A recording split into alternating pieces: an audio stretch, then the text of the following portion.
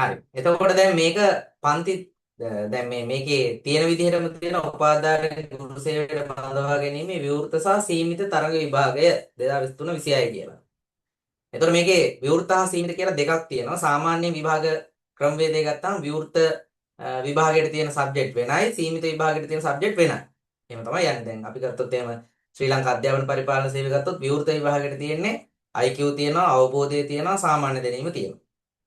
එතකොට ශ්‍රී ලංකා අධ්‍යාපන පරිපාලනයේ සීමිත විභාගයට ආවොහම IQ තියෙනවා, ඊට පස්සේ අවබෝධය තියෙනවා, ඊට පස්සේ පාසල් කළමනාකරණය කියලා තව සබ්ජෙක්ට් එකක් තියෙනවා. ওই සබ්ජෙක්ට් තුන තමයි තියෙන්නේ. එතකොට මේ විවෘතයි සීමිතයි වුණාම එකම සේවාවට බඳවා ගත්තත් සබ්ජෙක්ට් වෙනස් වෙනවා. හැබැයි මේ දැන් මේ වාරයට දාලා තියෙන කැසට් එකේ විවෘත හා සීමිත කියන දෙකටම තියෙන එකම සබ්ජෙක්ට් එක, සබ්ජෙක්ට් දෙක සාමාන්‍ය දැනීම හා අභියෝග්‍යතාව කියන එක විතරයි. හරි? ඒ නිසා ඒක වෙනසක් නැහැ. නම් දෙකකින් තිබ්බට තියෙන එකමයි.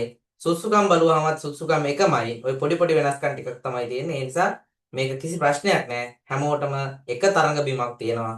තරඟ බිමේ තරඟ කරලා ජයග්‍රහණය කරන්න අවස්ථාව තියෙනවා.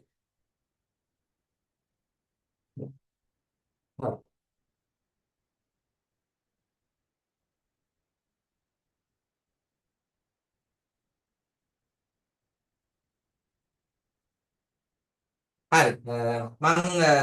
මාව දන්න කට්ටිය ගොඩක් ඇති. මාව නොදන්න කට්ටියත් ඇති. මං ගැන මම පොඩ්ඩක් කියන්නම්. මං මේ ක්ලාස් එකක් කරන්න මං මොනතරම් සුසුද අර මෙහෙම තනතුරක් තියෙන නිසා පන්ති කරනවා කියලා. එහෙම එකක් නැහැ. මම මගේ නම ජාමික ජයවර්ධන. මම දැන් වර්තමානයේ වැඩ කරන්නේ ගලේවල අධ්‍යාපන කලාපයේ සැලසුම් අධ්‍යක්ෂ තමයි විදිහට වැඩ කරන්නේ. එතකොට ශ්‍රී ලංකා අධ්‍යාපන පරිපාලන සේවයේ දෙවන සේවයේ ට්‍රේනී තමයි මම ඉන්නේ. එතකොට මට මෙහෙම ක්ලාස් කරන්න හේතු කාරණා වුණ කාරණා තියෙනවා. හේතු වුණ කාරණා තියෙනවා. පළවෙනි කාරණාව තමයි මම 2012 කැම්පස් එකෙන් අවුට් වෙන්නේ. 2012 මුල් භාගයේ කැම්පස් එකෙන් අවුට් වුණා. 2012 මැද භාගයේදී මට ජොබ් එකක් හම්බ වෙනවා සංවර්ධාරි සේවයේ. ඊට පස්සේ මම 2013 දී ටියුෂන් පන්ති පටන් ගන්නවා. ගණිත ගුරුවරයෙක් විදිහට සංවර්ධාරි ඉඳලා ගණිත පන්ති පටන් ගන්නවා 2013. කියන්නේ මට එහෙම ඉගැන්වීමේ ඌමනාවක් තිබ්බා. ඒතොර ඒකේ හිටපු ගෝලයෝ අද මේ පන්තියෙත් ඉන්නවා. හරි. 2013 පටන් ගන්නවා ගණිත පන්ති. 2014 15 16 කියන අවුරුදු 3 මම පන්ති කරනවා. 2016 දී තමයි ශ්‍රී ලංකා අධ්‍යාපන පරිපාලන සේවය විභාගෙ ලියලා මම සමත් වෙන්නේ. 2017 ඉඳලා මම අධ්‍යාපන පරිපාලන සේවයේ ඉන්නේ.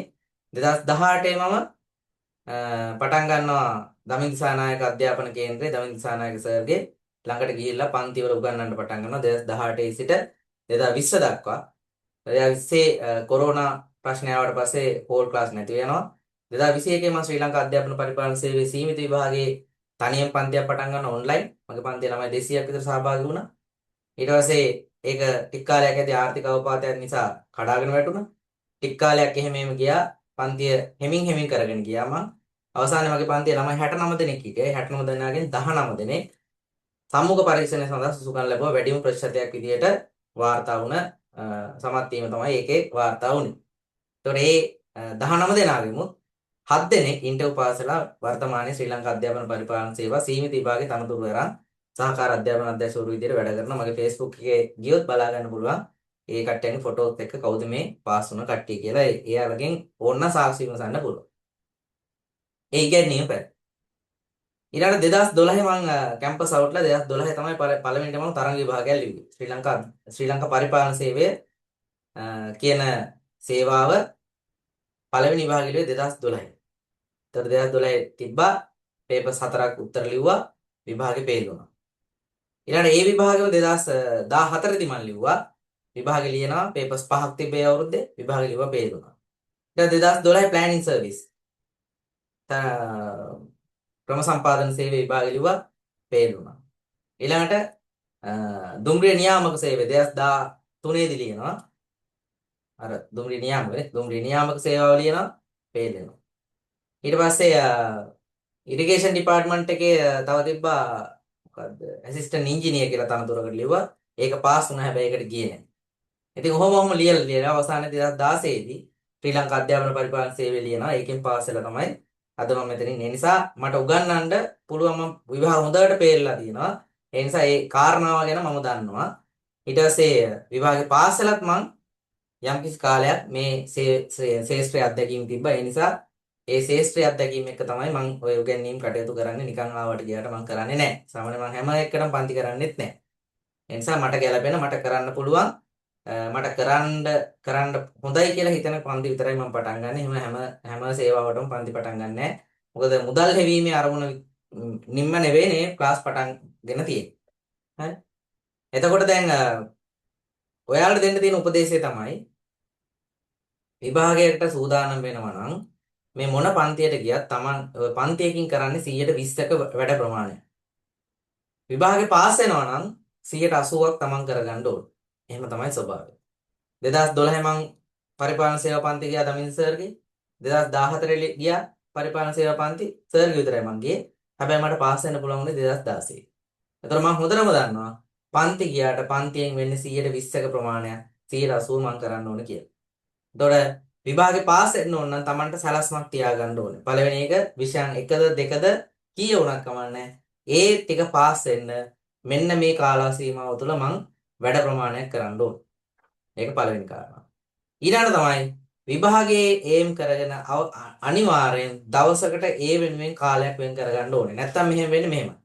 ඔන්න එනවා පළවෙනි මාසේ පන්ති යනවා. දැන් ඔන්න අර උණුසුම තියෙනවනේ නේ. උණුසුම තියෙනවා. පළවෙනි මාසේ පන්ති යනවා. ඊට පස්සේ ටික කාලයක් යද්දී වෙලාව හම්බෙන්නෙත් නැහැ. සල්ලිත් අපරාධ කියලා හිතනවා. හොම ප්‍රශ්න ටිකක් ඔළුවට එනවා. හරි. මේක මට තනියෙන් ලියාගෙන පාස් වෙන්න පුළුවන්. මොහොම කියලා යනවා. ඊළඟ පළවෙනි මාසේ ඉවරයි, දෙවෙනි මාසේ ඉවරයි, තුන්වෙනි මාසේ ඉවරයි. ඔන්න තුන්වෙනි මාසේ ඉවරෙද්දී විතර එනවා ඇඩ්මිෂන්. එතකොට තමයි මතක් වෙන්නේ මං විභාගයක් ලියන්න ඉන්නේ. එතකොට විභාගේ ඒ වෙලාවේ පාස් වෙන්න අරමුණ ඕන වුණාට විභාගේ පාස් වෙන්න බෑ. ජයග්‍රහණයක් කරන්න පිළිවෙලට දුවලා තියෙනවා. නේද? අර ආවට උන නරියයි මේ ඉබ්බයි හාවගේ වැඩේ ආවට උන වැඩේ තමයි නැත්තම් වෙන්නේ. ඉබ්බා තමයි හෙමින් දිනුම් පියවරට යන්නේ. ආව වේගෙන් දුවලා නතර වුණා කියලා දිනුම් කණුව හම්බෙන්නේ නැහැ. එනිසා පළවෙනි කාරණා තමයි හරියට ක්ලාස් එකක් තෝරන එක ඒක මගේ වෙන්න පුළුවන් වෙන කාගේ හරි වෙන්න පුළුවන්. ඒ ක්ලාස් එකට විතරක් යන්න. හරි. මේකෙදි තණ්හා තියාගන්න එපා. හරි. මේ තරඟ විභාග වලට තණ්හා තියාගෙන පාස් වෙන්න බෑ. ඒ කියන්නේ මගෙත් යනවා වෙන කාගෙත් හරි යනවා මගේ වීඩියෝ එකක් බලනවා තව එක්කෙනෙක්ගේ වීඩියෝ එකක් බලනවා පේපර්ස් හොයාගෙන කරාට ප්‍රශ්නයක් නැහැ. දැන් වීඩියෝ එකක් බලනවා කියන්නේ සාමාන්‍යයෙන් ක්ලාස් එක පැය දෙකක් යන වීඩියෝ එකක්. සාමාන්‍ය ඇවරේජ් අපි කියමුකෝ. එතකොට දෙන්නෙක්ගේ වීඩියෝ එකක් බලනවා කියන්නේ පැය 4ක් ඕන වෙනවා. එතකොට සතියේට ඔයාලා පැය 4ක් වෙන් කරගන්න ඔයාලට පුළුවන්ද නැද්ද මන් දන්නේ නැහැ. හැබැයි අමාරුයි. එක දිගට පැය 4ක් වෙන් කරගන්න.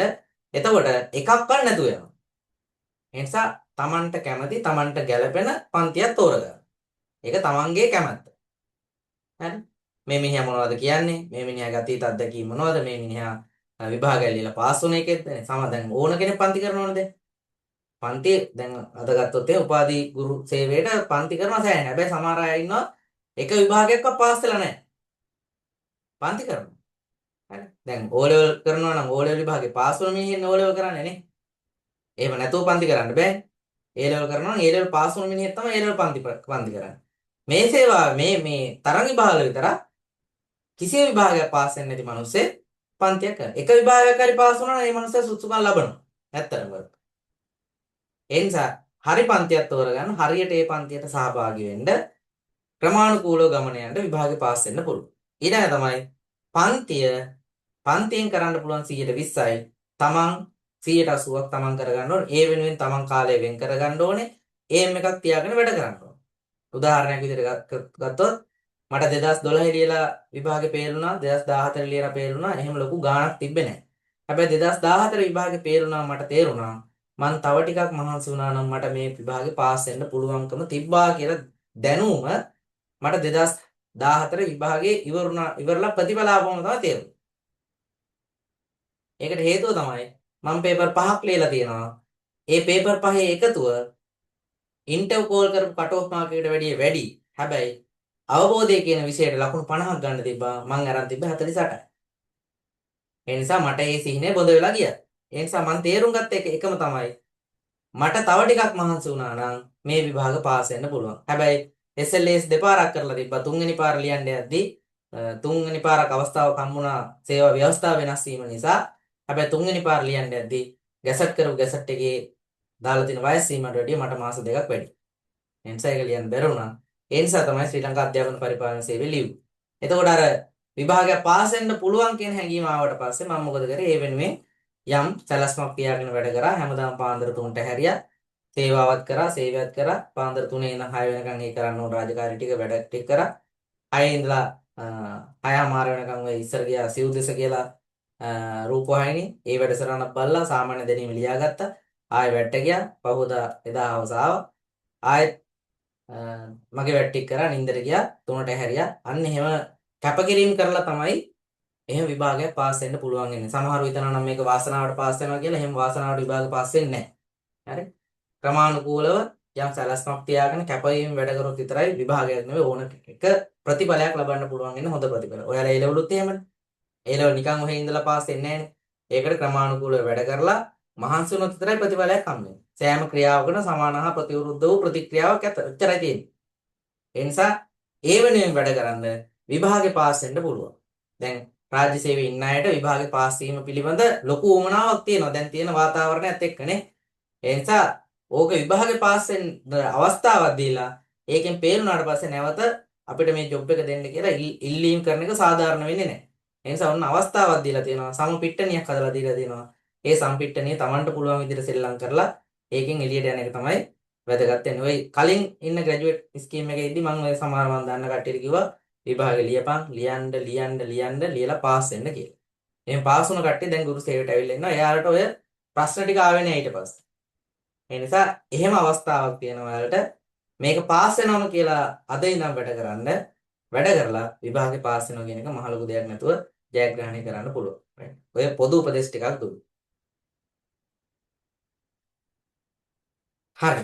දැන් ගුරු සේවය මොකක්ද කියන එක දැන් මෙතන ඉන්න ගොඩාක් කට්ටිය දන්නවා. දැන් අලුතෙන් එන කට්ටිය මේ ඉන්න දරුවෝ ටික ඇරෙන්න මෙතන ඉන්න බහුතරයක් ඉන්නේ මේ පාසල් වල වැඩ කරපු කට්ටිය. වැඩ කරන කට්ටිය. එතකොට මේ ගුරු සේවය කියන්නේ මොකද්ද? ඒකේ තියෙන ස්වභාවය මොකද්ද? ඒකේ තියෙන යම් යම් පරාසයන් මොනවද කියලා මෙයාලා හොඳටම දන්නවා. එතකොට මෙතන ඉන්න සමහර උපාධිධාරීන් ඒ ගුරුවරුන්ට වැඩිය තමන්ගේ අත්දැකීම් ලබාගෙන ඒ වෙනුවෙන් සේවය කරලා ළමයින්ට යම් දෙයක් කරපු කට්ටිය ගොඩක් කට්ටිය මෙතන ඉන්නවා. එතකොට දැන් ගුරු සේවාව කියන එක තියෙන தত্ত্বය ඒකේ අපි තව මොනවද කරන්න ඕනේ කියන අවබෝධය ඔයාලා හැමෝටම තියෙනවා මේ වෙත්. ඒ නිසා දැන් ගුරු සේවය කියන එක ස්ථාපිත වුණා දැන් කාලාන්තරයක් තිස්සේ විවිධ ගැසට් මගින් සේවා ව්‍යවස්ථාව අප්ඩේට් වුණා. ඔන්න අවසානට අප්ඩේට් කරලා තියෙන්නේ 2014 10/23 වෙනිදා 1885 කියන ගැසට් එකෙන් තමයි ගුරු සේවා ව්‍යවස්ථාව ස්ථාපිත කරලා තියෙන්නේ. එතකොට දැන් ඔය ගැසට් එක කියවනවා වගේම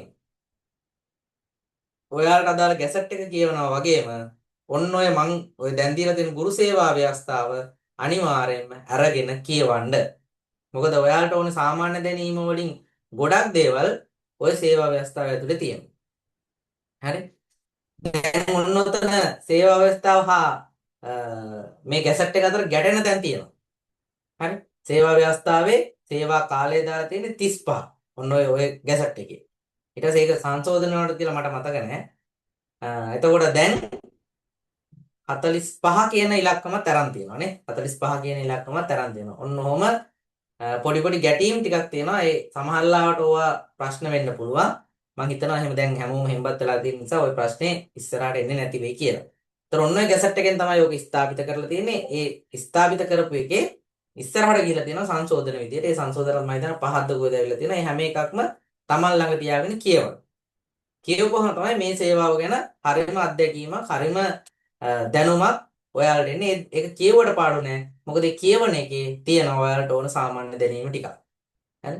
ඒ නිසා ඔන්න ඔය 1885 35 කියන ගැසට් එක සහ ඒකට අදාළ ආපු සංශෝධන ටික අනිවාර්යයෙන්ම කියවන්න. මම ඉදිරියේදී ඒවා ගෲප් එකට දාන්න පන්තිවලදී.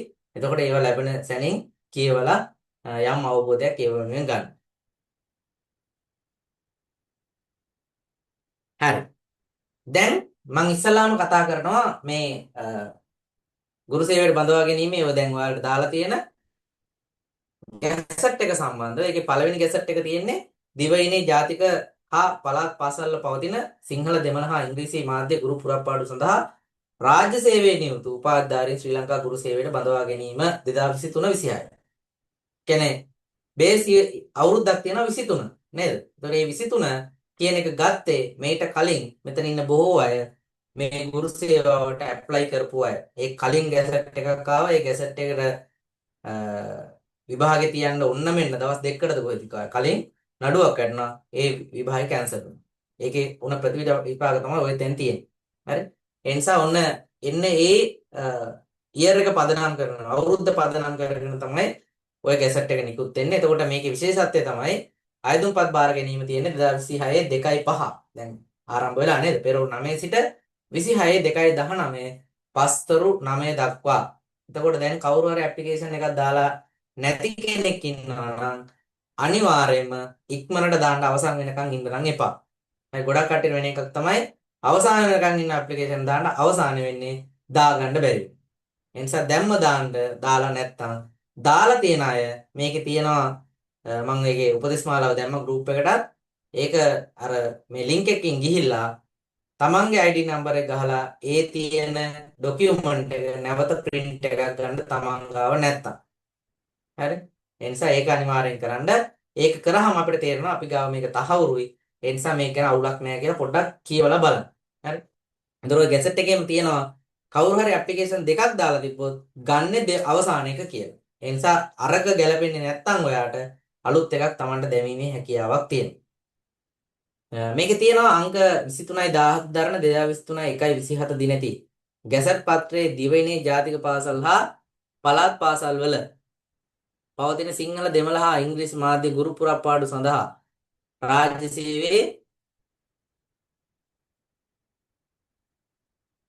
නියුත උපාධිධාරීන් ශ්‍රී ලංකා ගුරු සේවයට බඳවා ගැනීමේ තරණ විභාගයේ 2023 මැයින් පළ කරන ලද ගැසට් නිවේදනයට අනුව ඔබ 2023 2/10 දිනට ප්‍රථම මාර්ගගත ක්‍රමයේ යටතේ ආයුධම් කර ඇති අයෙකු නම් ඔබ විසින් එම අවස්ථාවේ යොමු කරන ලද ආයුධම්පත මෙම ගැසට් නිවේදනයේ ප්‍රකාරව යොමු කරන ලද ආයුධම්පතක්සේ සලකා කටයුතු කරන බැවින් නැවත ආයුධම් කිරීම අවශ්‍ය නොවන අතර මෙම ගැසට් නිවේදනයේ සටහන් හා සැලකිය යුතු කරුණු කෙරෙහි අවධානය යොමු කර කටයුතු කළ යුතුය. ඒ කියන්නේ දැන් අරකින් ඇප්ලිකේෂන් එක දැම්මට අනිවාර්යෙන් මේ ගැසට් එක ඔයාලා කියවිය යුතුයි. මේකේ තියෙන්නේ මොනවද කියලා ඔයාලා හොයලා බැලිය යුතුයි.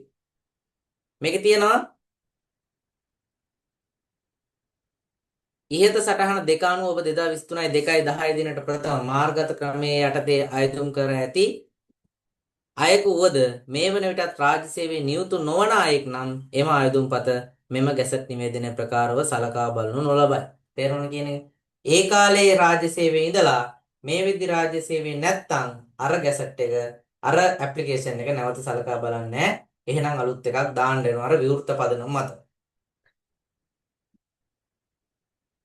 ඊළඟ වැටුප් පරිමාණය ගැන කියලා තියෙනවා.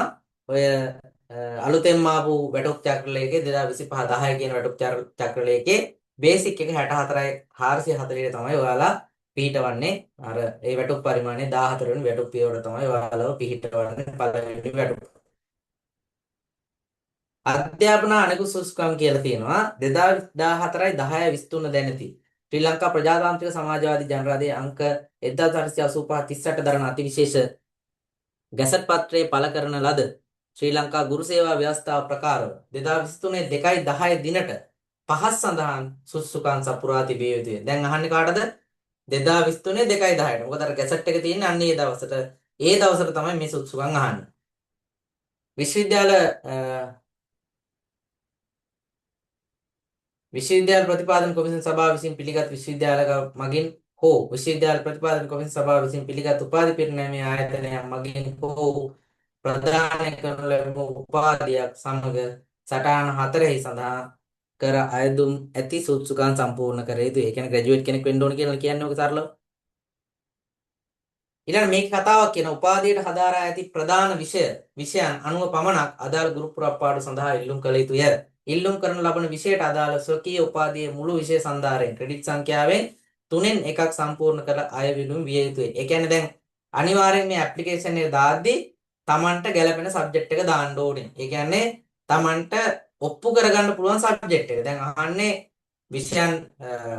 විෂයක් කරා නම් ඒකේ තියෙන ක්‍රෙඩිට් සංඛ්‍යාව මුළු සංඛ්‍යාවෙන් 3න් එකක් වෙන්න ඕන. දැන් කෙමිස්ට්‍රි වලට අපි දානවා නම් ඇප්ලිකේෂන් එක කෙමිස් කැම්පස් එකේ කරලා තියෙන කෙමිස්ට්‍රි ක්‍රෙඩිට් ප්‍රමාණය මුළු ක්‍රෙඩිට් ප්‍රමාණයෙන් 3න් එකක් වෙන්න ඕන. ඒ කියන්නේ උදාහරණයක් අපි ගමුකෝ 180 මේ 180ක් ක්‍රෙඩිට් අපි කරා කියලා මුළු කැම්පස් එකේම. එතකොට 3න් එකක් කියන්නේ ක්‍රෙඩිට් 60ක්. ක්‍රෙඩිට් 60ක් කොයිට වැඩියෙන් කෙමිස්ට්‍රි වලට තියෙන්න ඕනේ. එහෙම වුණොත් තමයි කෙමිස්ට්‍රි වලට ඉල්ලුම් කිරීමේ හැකියාව එන්නේ. තරලෝ මං කිව්වේ නේද? තරලෝ කිව්වේ. ඉතා වැදගත්. ඉහත 5යි 1යි 1 වගන්තිය හා 5යි 1යි 2 වගන්තිය යන වගන්ති වල කොන්දේස් වලට අමතර වශයෙන් ඉල්ලුම් පත්‍ර සම්පූර්ණ කිරීමේදී පහත කරුණු සැලකිල්ලට ගත යුතුය. පාසල් පද්ධතියේ පවතින ගුරු පුරප්පාඩු සම්පූර්ණ කිරීම අධීර දෙකක් වශයෙන් ගුරු පුරප්පාඩු සම්පූර්ණ කිරීම සලකා බලනු ලබන බැවින් එක් අයදුම්කරුවෙකු අපොස උසස් පෙළ හා 13 වසරක අඛණ්ඩ අධ්‍යාපන වැඩසටහන යටතේ වූ විෂයන් කාණ්ඩයෙන් විෂයන් දෙකක් හා අපොස සාමාන්‍ය පෙළ හා අනෙකුත් විෂය කාණ්ඩයෙන් දෙකක් සඳහා ඉල්ලුම් කළ හැකිය. තේරෙනවද කියන්නේ? නේද? දැන් අර ගැසට් එකේ එහෙම තිබ්බත් දන්නේ මම ඒක බැලුවේ නෑ. දැන් මේකේ තියෙන අපොස උසස් පෙළ සහ 13 වසරක අඛණ්ඩ අධ්‍යාපනයේ විෂයන් දෙකකුයි අපොස සාමාන්‍ය පෙළ විෂයන් දෙකකුයි ඉල්ලුම් කරන්න පුළුවන් කියලා. අර ඒව ඔක්කොම ගැලපෙන්න ඕනේ අර තමන්ගේ ක්‍රෙඩිට් ප්‍රමාණය අනුව. මෙහිදී අපොස උසස් පෙළ හා ඒ කියන්නේ මේකේ බඳවා ගැනීම වැඩි කරනවා කියලා කියන්නේ. පාසල් පද්ධතියේ පවතින ගුරු පුරප්පාඩු සම්පූර්ණ කිරීමේදී අධීර දෙකක් වශයෙන් ගුරු පුරප්පාඩු සම්පූර්ණ කිරීම සලකා බලන ලබන බැවින්. ඒ කියන්නේ මම කිව්ව ඒකනේ ගැසට් එකේ තාම හරියට පුරප්පාඩු සංඛ්‍යාව දාලා නැහැ. මේකෙන් ඉස්සරහට යන්නේ අපිට තියෙන පුරප්පාඩු සංඛ්‍යාවත් එක්ක. හරි? ගැසට් එකේ දැන් මේ ඕලෙවල් විතරයි කියලා දාලා තියෙනවා. එහෙනම් මේ අලුත් එකක් දාන්න. ප්‍රශ්නයක් නැහැ. මෙහිදී අපොස උසස් පෙළ 13 වසරක අඛණ්ඩ අධ්‍යාපන වැඩසටහන යටතේ වූ විෂයන් කාණ්ඩ සඳහා බඳවා ගැනීමට ප්‍රමුඛතාව ලබා දී කටයුතු කරනු ලැබේ. දැන් තේරෙනවද කියන එක?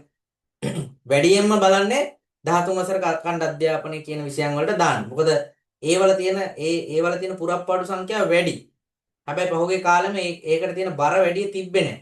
හැබැයි මේ අධ්‍යාපන ප්‍රතිසංස්කරණත් එක්ක තේරෙනවා මේ 13 වසරක අඛණ්ඩ අධ්‍යාපන කියන වැඩසටහන ප්‍රොමෝට් කරගන්න පුළුවන්. එහෙන් ප්‍රොමෝට් කරගන්න නම් ඒ විෂයන් වලට අදාළ ගුරුවරු ඉන්න ඕනේ. ඒ නිසා වැඩියෙන්ම මම හිතන්නේ මේ ගැසට් එකෙන් ওই 13 වසරක අධ්‍යාපනය කියන එක ප්‍රමුඛතාවය ලබා දෙයි. ඒක තමයි ඔක කියන්නේ. සැලකිය යුතුයි. අධ්‍යාපන ප්‍රතිසංස්කරණ හා සම්බන්ධ ජාතික ප්‍රතිපත්ති මගින් අපේක්ෂිත අරමුණු සාක්ෂාත් කර ගැනීමට හැකිවන පරිදි සම්මුඛ පරීක්ෂණය සඳහා කැදීමේදී කවර විෂයන් සඳහා ප්‍රමුඛත්වය ලබා දිය යුතුද යන්න අධ්‍යාපන උසස් අධ්‍යාපන වෘත්තීය අධ්‍යාපන ලේකම්වරයා විසින් තීරණය කරනු ලබන. දැන් තේරෙනවද කියන්නේ? මේ කැසට් එක ගහලා තින්නේ කොයි පැත්තට හරි ඔරොත්තු දී ගන්න. කියන්නේ මේක සාමාන්‍යයෙන් කැසට් එකක් ගහදී ස්පෙෂල් ගන්නවනේ. මෙන්න මෙච්චරයි පුරප්පාඩු. මෙන්න මේවල තියෙන්නේ. මෙන්න මෙච්චරයි අපිට කරන්න පුළුවන්. හැබැයි මේක එහෙම නැහැ. මේක අපිට පොඩි පාලම් තියලා තියෙනවා. අපිට ඔන්න අධ්‍යාපන ප්‍රතිසංස්කරණ යටතේ යම් වෙනස්කමක් කරගන්න උනොත් අර ප්‍රමුඛතාවය දුන්නට වැඩක් නැහැ. අපිට මේවට හරව ගන්න පුළුවන් විදිහට අපි මේ කැසට් එක ගහනවා කියන එක තමයි ඔක කියලා තියෙන්නේ. හරි? අන්න ඒක තමයි ඔය කියලා තියෙන්නේ. හරි? තේරුණාද?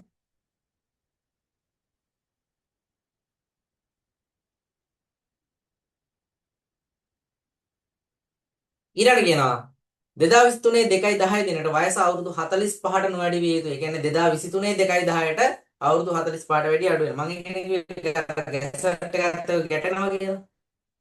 ගුරු සේවා ව්‍යවස්ථාවත් එක්ක ගැටෙන තැන් තියෙනවා.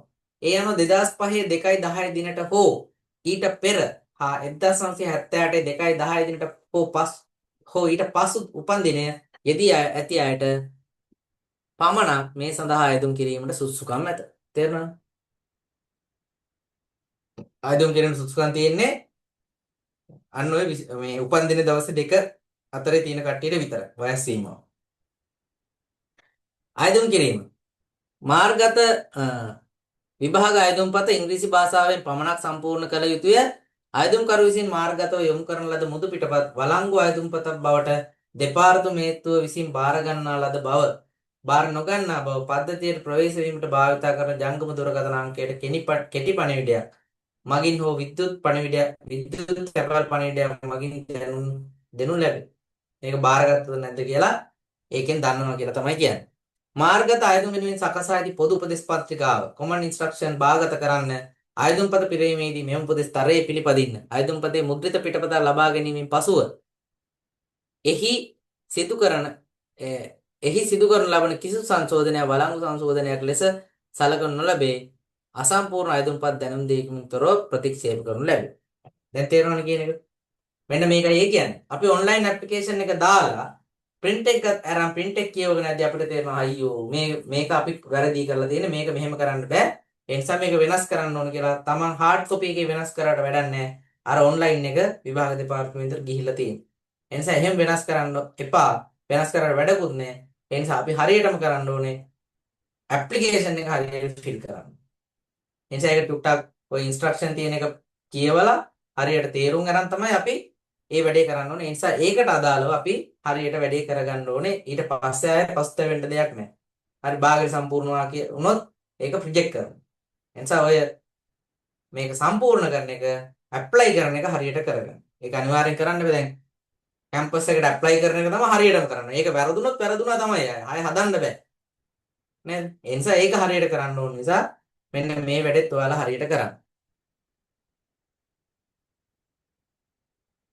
තව කාරණාවක් තියෙනවා. සටහන 6. ඔබ විසින් ඉහත සටහන දෙක පරිදි දැනටමත් අයදුම්පත යොමු කර ඇති අයදුම්කරුවෙකු නම් එම පෙර අයදුම් කරන ලද අයදුම්පතේ මුදු පිටපත ඉහත එක ඡේදය මගින් දක්වා ඇති වෙබ් අඩවියේ මෙම විභාගය සඳහා අයදුම් කිරීමට ලබා දී ඇති පියුසුම ඔස්සේ ඔබගේ ජාතික හැඳුනුම්පත් අංකය ඇතුළත් කර පිටපතක් නැවත ලබා ගැනීමට හැකියාව පවතී. ඕක තමයි මට කියන්න ඕනේ.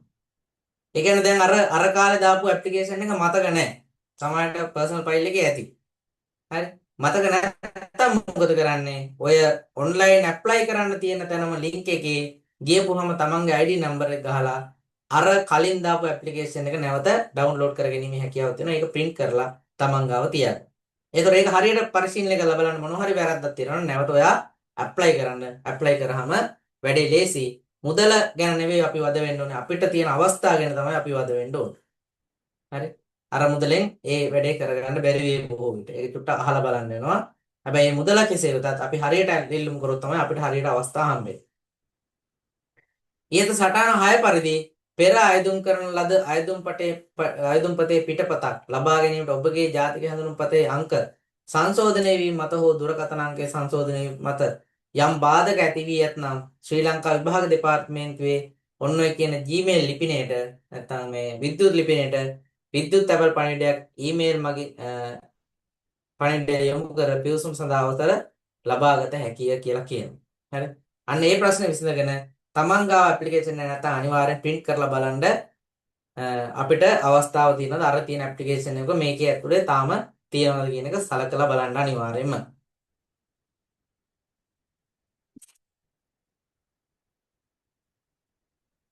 ඊළඟට විභාග පටිපාටියේ තියෙනවා මේ විභාගයේ සිංහල දෙමළ හා ඉංග්‍රීසි මාධ්‍යයන්ගෙන් පැවැත්තේ අයදුම්කරුට ස්වකීය අයදුම්පතේ දැක්වෙන විෂය සඳහා මනාප අනුපිළිවෙල ඉල්ලුම් කරනු ලබන භාෂා මාධ්‍ය විභාග මධ්‍යස්ථානයේ පසුව වෙනස් කිරීමට ඉඩ දෙනු නොලැබේ කියලා දාලා දෙනවා. ඒ කියන්නේ ඕකේ මම එක කිව්ව ගැසට් එක හරියට කියවන්න ඕනේ. ඒ Tamanට දාන්න තියෙන ටික සිලෙක්ට් කරාන් පස්සේ ආයෙ පස්සේ වෙනස් කරන්න බෑ. උදාහරණයක් විදිහට මම ලියන්නේ සිංහලෙන් නම් ඒ සිංහල භාෂාවේ කියන මාධ්‍ය අංකය හරියට ලියා ගන්න ඕනේ. මං විභාගෙට මුහුණ දෙන්නේ මේ දිස්ත්‍රික්කේ නම් හරියට ගැලපෙන්න දිස්ත්‍රික්කේ ලියා ගන්න පස්සේ ආයෙ විභාග ඇඩ්මිෂන් ආපුවම මම ඒවට වෙනස් කරන්න හැකියාවක් වෙන්නේ නැහැ. විභාගයේ ප්‍රශ්න පත්‍ර දෙකකින් සමන්විතයේ සෑම ආයුධකරුවෙකුම ප්‍රශ්න පත්‍ර දෙකටම පෙනී සිටිය යුතුය. සාමාර්ථ සඳහා එක් එක් ප්‍රශ්න පත්‍රයට අවම වශයෙන් ලකුණු 40ක් ලබා ගැනීම අනිවාර්ය වේ. ඔක තමයි පොයින්ට් එක. ඒ කියන්නේ ප්‍රශ්න පත්‍ර දෙකක් තියෙනවා. උපරිම ලකුණු ගන්න පුළුවන් 200යි. එතකොට අවම ලකුණු ගන්න ඕනේ අපි ලකුණු 80ක්. ඒ කියන්නේ ලකුණු 80 කියන්නේ ප්‍රශ්න පත්‍ර දෙකටම 40ට වැඩි තියෙනවා. එකක් හිතමු මෙහෙම. එකක් ලකුණු 100ක් තියෙනවා. මේ ලකුණු 100ක් අපි තියෙනවා IQ. ඒ 6 මේ 100ෙන් අපි 80ක් ගන්න. උදාහරණයක් විදිහට. ඊළඟට සාමාන්‍ය දෙනෙම තියෙනවා. සාමාන්‍ය දෙනෙම 100ෙන් 38ක් ගන්නවා. අර 80යි 38යි එකතු කරාම 118යි 118 නේද? ලකුණු 118යි මුල් ලකුණු. හැබැයි මෙයාට ඉන්ටර්විව් වලට වැඩිය ඉන්ටර්විව් කට් ඔෆ් මාර්කෙට වැඩිය ලකුණු තිබ්බත් අපි ඉන්ටර්විව් එකට කැඳවන්නේ නැහැ. හේතුව තමයි ගන්න තියෙනවා අවම සාමාර්ථයේ ලකුණු 40ක්. එක්කෙනෙක් අරන් තියෙන්නේ 38යි. ඒ නිසා අර අනිත් විෂයට කොච්චර ලකුණු වැඩි වුණත් වැඩක් නැහැ. එයාව සම්මුඛ පරීක්ෂණයට කැඳවන්නේ නැහැ. නිසා අනිවාර්යෙන් පළවෙනි ටාගට් එක තමයි හැම ප්‍රශ්න පත්‍රයකටම ලකුණු 40ක් ලබා ගැනීම තමයි ටාගට් එක වෙන්න ඕන. හරි. ඊට පස්සේ තමයි එතනින් එහාට යන්නේ Tamanට පුළුවන් විෂයෙන් වැඩියෙන් ස්කෝර් කරගෙන අනිත් විෂයමුත් ඒ හා ආසන්න මට්ටමට ලකුණු ටික අරයි යන්න ඕන. එක් වරකදී බඳවා ගන්න ලබන සංඛ්‍යාව පත්වීම් බලධාරියා විසින් තීරණය කරන ලැබේ. ඔය කියන ලේකම් තමයි තීරණය කරන්නේ එක් වරකදී කීයක් බඳව ගන්නද කියලා. අපිට මේ ගැසට් එක අනුව ඒක කියන්න බෑ. හරි. වැදගත්ම කොටස විෂය නිර්දේශය. දැන් මේ සීමිත තරඟ විභාගය කියලා උඩ මාතෘකාව තිබ්බට මේ මම කියපු ගොඩක් කාරණා ඕපන් එකටත් අදාළයි. හරි. ලිඛිත විභාගයක් තියෙනවා. මේ විභාගයේ නියමිත ප්‍රශ්න පත්‍ර සංඛ්‍යාව 2කි සුසුකම් ලැබීම සඳහා ප්‍රශ්න පත්‍ර 2 සදාම පෙනී සිටියේ අනිවාර්ය වේ. right. පළවෙනි එක මොකද්ද? අභියෝගතාව කාලය පැය 1යි ලකුණු 100යි. එතකොට ඒක යටතේ තියෙනවා මෙහෙම සංඛ්‍යාත්මක භාෂාමය හා රූපකාර ව්‍යුහයන් සහ අන්තර් සම්බන්ධතාවට අදාළ ඉදිරිපත් කරන ගැටලු සම්බන්ධයෙන් විශ්ලේෂණ කුසලතාව තාර්කික අවබෝධය අර්ථකථන හැකියාව වෙනත් අන්තයන්ට අදාළ කර ගැනීමේ හැකියාව ප්‍රමාණකරණය කාලය හා අවකාශ අතර සම්බන්ධතාව වටහා ගැනීමේලා අපේක්ෂක සතු කුසලතාවයේ මිනුම් කිරීම අපේක්ෂා කෙරේ බහුවර්ණ මාදිලියේ ප්‍රශ්න 50කින් යුක්ත වේ ප්‍රශ්න සියල්ලටම පිළිතුරු සැපයුතුයි බහුවර්ණ ප්‍රශ්න 50ක් තියෙන්නේ ඔන්න ඔය කියපු කාරණා ඔය IQ වල තියෙන මූලික સિદ્ધාන්ත වලින් තමයි ප්‍රශ්න ඇහෙන්නේ. ඒ නිසා ඔහේ අපි ප්‍රශ්න පත්‍රයක් කරලා වැඩක් නැහැ. මෙන්න මේ තියෙන સિદ્ધාන්ත වලට ගැලපෙන ප්‍රශ්න පත්‍රයක් අපි සකස් කරගෙන කරන්න ඕන. ඊළඟ සාමාන්‍ය දැනීම කාලය පැය 1යි ලකුණු 100යි එකටත් ගුරු ශ්‍රේෂ්ඨයට අදාළව එම ශ්‍රේෂ්ඨය පිළිබඳ ඇති සාමාන්‍ය දැනුම හෝ දේශීය වශයෙන් සිදුවී ඇති හා සිදුවන අධ්‍යාපන ප්‍රවණතා පිළිබඳ සාමාන්‍ය දැනුම අධ්‍යාපන හා උසස් අධ්‍යාපන තාක්ෂණික ගුරු අධ්‍යාපනය ආදී ශේෂ්ඨ සම්බන්ධයෙන් 2010 වර්ෂයෙන් පසුව සිදු කරන ලද දේශීය අධ්‍යාපන නවීකරණ පිළිබඳ සාමාන්‍ය දැනුම පරීක්ෂා කරන බහුවර්ණ මාදිලියේ ප්‍රශ්න 50කින් සමන්විත එම ප්‍රශ්න සියල්ලටම පිළිතුරු සැපේ. දැන් ඔය මම ගැසට් එක කියවන්න කිව්වේ අපිට හරි ක්ලාස් එකක් තෝරගන්න වෙන්නේ ඔන්න ඔය විෂය නිර්දේශයට අදාළව. උගන්වනවා නම් තමයි හරි ක්ලාස් එකක් වෙන්නේ. දැන් ඔය සාමාන්‍ය දැනීම තියෙනවා. සාමාන්‍ය දැනීම සරලව කියන්නේ අධ්‍යාපනයට අදාළ ප්‍රශ්න එනවා. ගුරු මේ අධ්‍යාපනයේ ප්‍රවණතා සම්බන්ධයෙන් 2010ට පස්සේ ඒවා තමයි අපෙන් අහන්නේ කියලා. 2010 කියන්නේ අවුරුදු 15ක ඒවා.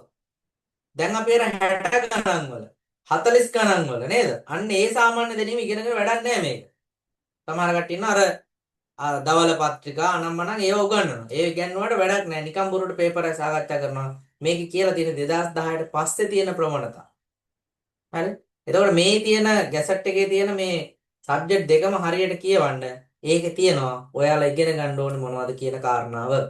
එහෙම නැත්නම් නිකන් ඔය පන්තිය උගන්වනවා කියලා ඒ පන්තිය උගන්වන්නේ මොනවා හරි සාමාන්‍ය දැනීමක් නම් ඒක Tamanට ගැලපෙන්නේ නැහැ.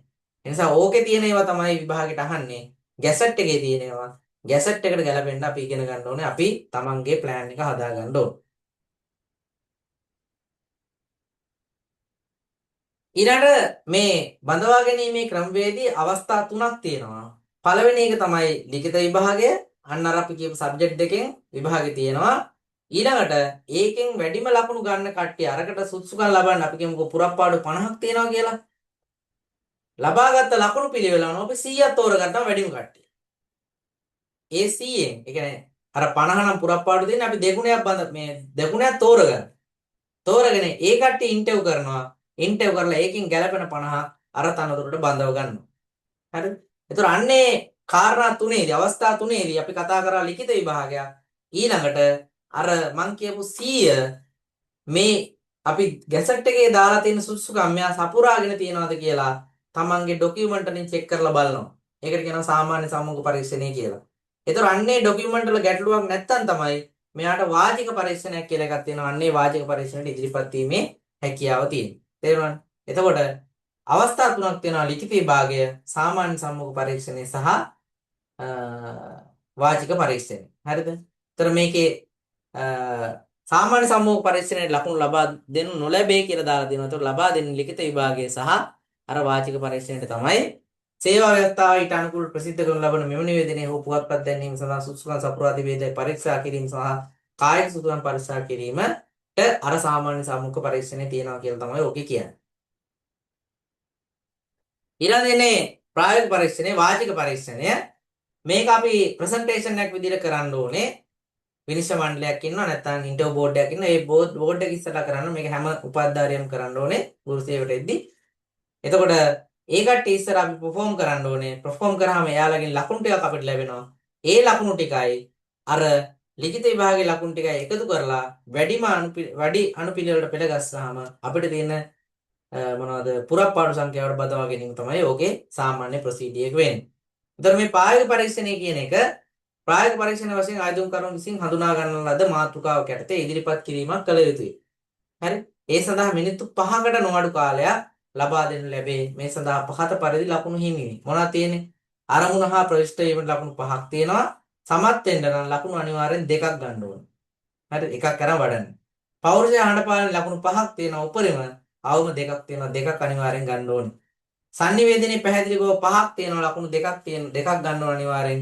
ඒ වගේම තමයි කාල කළමනාකරණයට 5යි ඉදිරිපත් කිරීමේ ක්‍රමසේපවට 5යි මුල් ලකුණු ප්‍රමාණය 25යි. අවම මේකෙන් පාස් වෙන්න නම් ලකුණු 10ක් ගන්න ඕනේ. අවම. හරි. එහෙම නැත්නම් ඊට වැඩි අඩු වුණොත් අපිට මේක පාස් වෙන්න බෑ.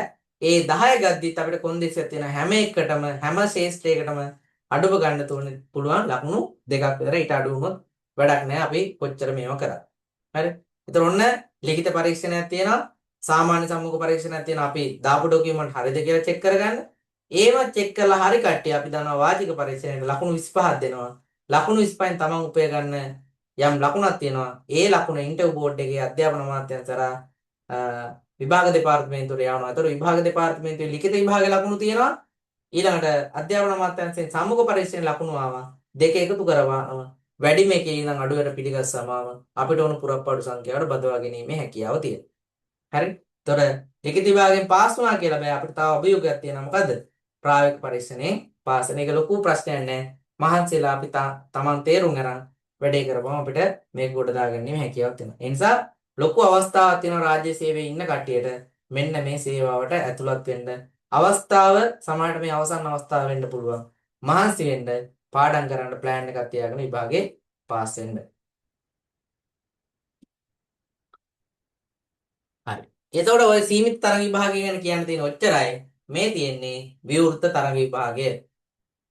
දිවෙනේ ජාතික පාසල් පළාත් පාසල්වල පවතින සිංහල දෙමළ හා ඉංග්‍රීසි මාධ්‍ය ගුරු පුරප්පාඩු සඳහා උපාධිධාරීන් ශ්‍රී ලංකා ගුරු සේවයට බඳවා ගැනීමේ තරඟ විභාගය 2026. ඒක කියන මෙහෙම කතාවක්. 2000 දිවෙනේ ජාතික හා පළාත් පාසල්වල පවතින සිංහල දෙමළ හා ඉංග්‍රීසි මාධ්‍ය ගුරු පුරප්පාඩු සඳහා 2023 2.10 දිනට රාජ්‍ය සේවයේ නියුතුව නොසිටි පළවෙනි එක උපාධිධාරීන් හා සටහන 3 මගින් ආවරණය වන උපාධිධාරීන් බඳවා ගැනීමට සුසුකම් ලත් ස්ත්‍රී පුරුෂ දෙපාර්ශ්වයෙන්ම අයදුම්පත් කැඳවනු ලැබේ. දැන් කියන්නේ මොකද්ද? අර 2.10 වෙද්දි රාජ්‍ය සේවයේ හිටියේ නැති උපාධිධාරීන්ට තමයි මේ අවස්ථාව හම්බෙන්නේ. ඒ සඳහා වන අයදුම් පත්‍රය ඔන්න ඔය කියලා තියෙන කාරණාව කියනවා. ඊළඟ මාර්ගගත අයදුම්පත් බාරගෙන 26 පෙබරවාරි මාස 20 වෙනිදා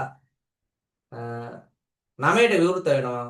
ඉවර වෙනවා මාර්තු මාස 5 වෙනිදා. එතකොට මේක ඇප්ලිකේෂන් කෝල් කරලා ඉවරනම තමයි විවෘත එකේ ඇප්ලිකේෂන් කෝල් කරන්නේ.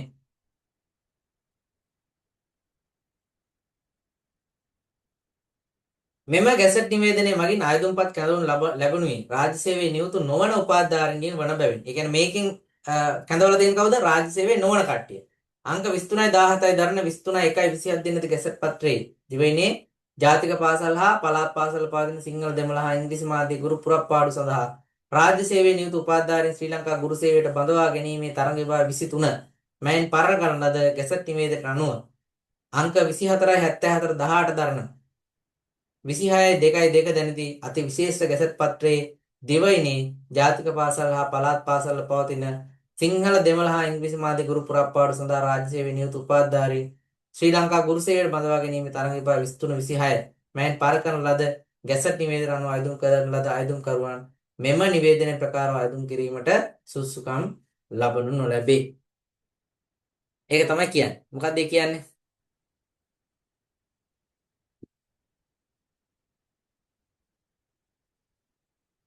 දැන් ඇප්ලයි කරොත් මොකද වෙන්නේ කියලා අහනවා. දැන් ඇප්ලයි කරොත් කිසි ප්‍රශ්නයක් නැහැ. මේ ගැසට් දෙකෙන් කෝකට හරි අදාළව ඇප්ලයි කරන්න.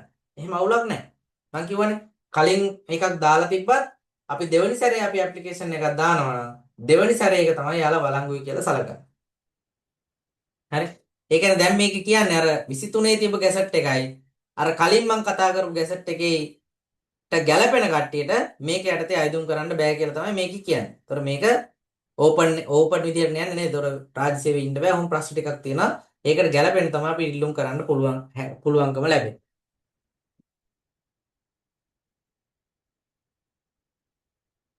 ඉහත සටහන දෙක මගින් දක්වන ලද ගැසට් නිවේදනයේ මගින් සුසුකම් සලකා බලන 23 2 10 දිනට අයදුම් කිරීමට සුසුකම් නොලැබෙන. එහෙත් 23 2 10 දිනට වයස අවුරුදු 40 නොඉක්ම වූ අය අතරේ 23 2 10 දිනට පසු හා 25 6 30 දිනට පෙර උපාධි සුසුකම් සම්පූර්ණ කළ 23 2 10 දිනට රාජ්‍ය සේවයේ නියුතු වූ හා මේ දක්වා රාජ්‍ය සේවයේ නිරත වන උපාධිධාරීන්ටද 23 2 10 දිනට රාජ්‍ය සේවයේ නියුතුව සිටියද මේවට විධිමත් අනුමැතියකින් මත එම තනතුරෙන් ඉල්ලා අස්වී සිටින 25 6 30 දිනට ප්‍රථම උපාධි සුසුකම් සම්පූර්ණ කර ලද පිරිසට මෙම ගැසට් නිවේදන ප්‍රකාරව අයදුම් කිරීමට බාධාවක් නොවේ. දැන් මේක කියන්නේ ඔන්න ඔය ප්‍රශ්නේ දැන් මේ දවස්වල කතා වෙන්නේ නේද? 25 6 30 දිනට තමයි අර උපාධියේ තියෙන කාරණා සම්පූර්ණ වෙන්න ඕනේ. ඉතින් අර ඊට පස්සේ පොඩි කාලයක් තියෙනනේ මාස 4ක විතර. ඔන්න ඔය මාස 4 තමයි තමන් ඔය කතා කර කර යන්නේ. ඒ නිසා අන්න ඒක තමයි ඔය කියන්නේ. මේකෙන් ඉල්ලුම් කරනවා නම් 25 6 30 දිනට පෙර අර කියන මේ සුසුකම් සම්පූර්ණ කරගෙන තියෙන්න ඕන.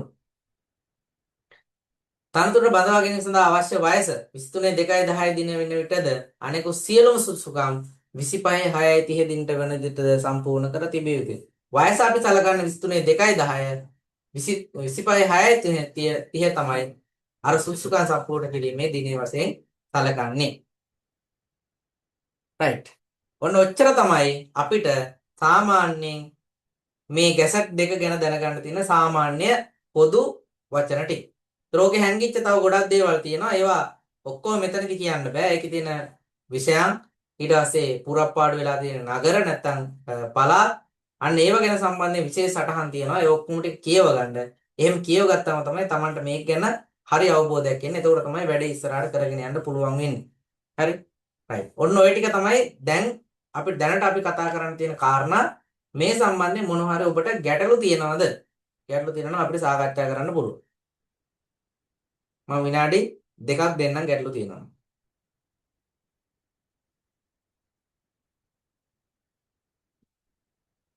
මොන හරි මේ සම්බන්ධයෙන් ගැටලු තියෙනවද?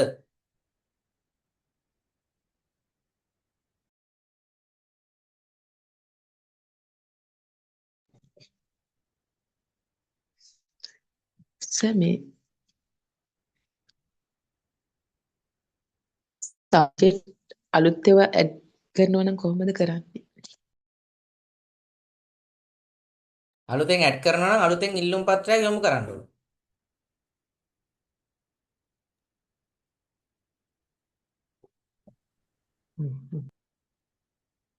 හරි නේද? අලුතෙන් ඉල්ලුම් පත්‍රයක් යොමු කරන්න. මම කියවනේ ඉල්ලුම් පත්‍ර දෙකක් දාලා තියෙනවා නම් අවසානට දාන ඉල්ලුම් පත්‍රය තමයි අපි වළංගුයි කියලා සලකන්නේ.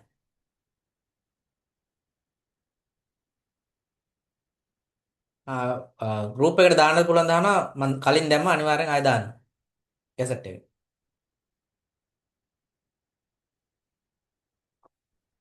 තාම මොනවද ප්‍රශ්න තියෙනවද?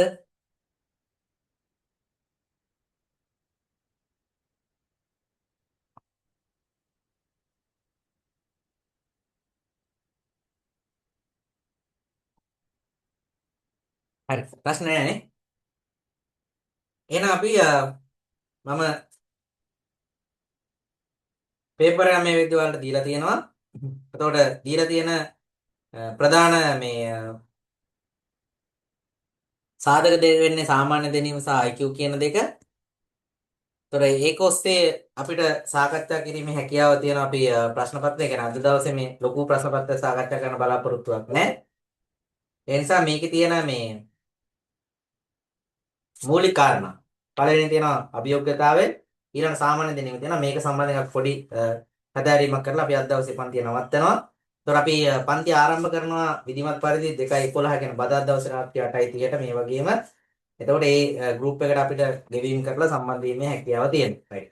අපි අද දවසේ මේ ප්‍රශ්න පත්‍රය අනිවාර්යෙන් කතා කරනවා. එතකොට අපිට තියෙන සබ්ජෙක්ට් දෙක තමයි අභියෝග්‍යතාව සහ සාමාන්‍ය දැනීම කියන විෂයන් දෙක. සාමාන්‍යයෙන්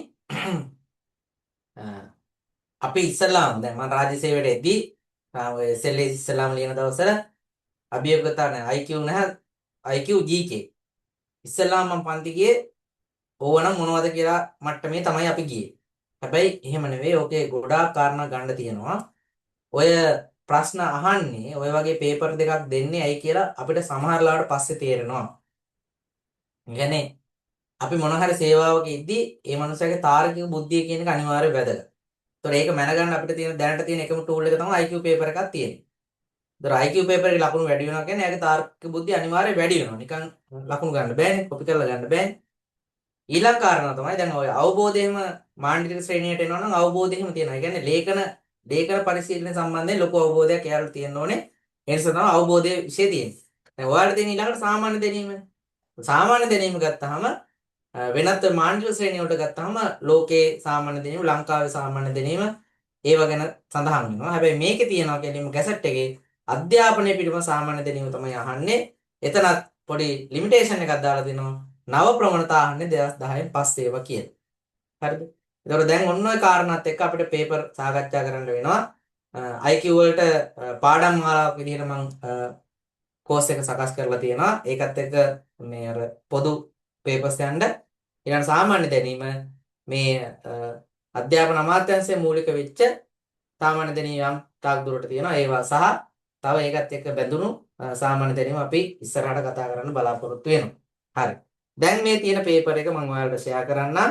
ඒ පේපර් එකේ සාමාන්‍ය දැනීම කියන 6 වෙනි පිටුවේ තියෙන ප්‍රශ්න 20ක් තියෙනවා. අන්නේ ප්‍රශ්න 20 සාකච්ඡා කරමු. නැත්නම් ලියමු. මම විනාඩි 10ක් දෙන්නම් ඔයාලට. ඒ 10 ලියවලා ඉවරලා අපි පේපර් එක සාකච්ඡා කරමු. right.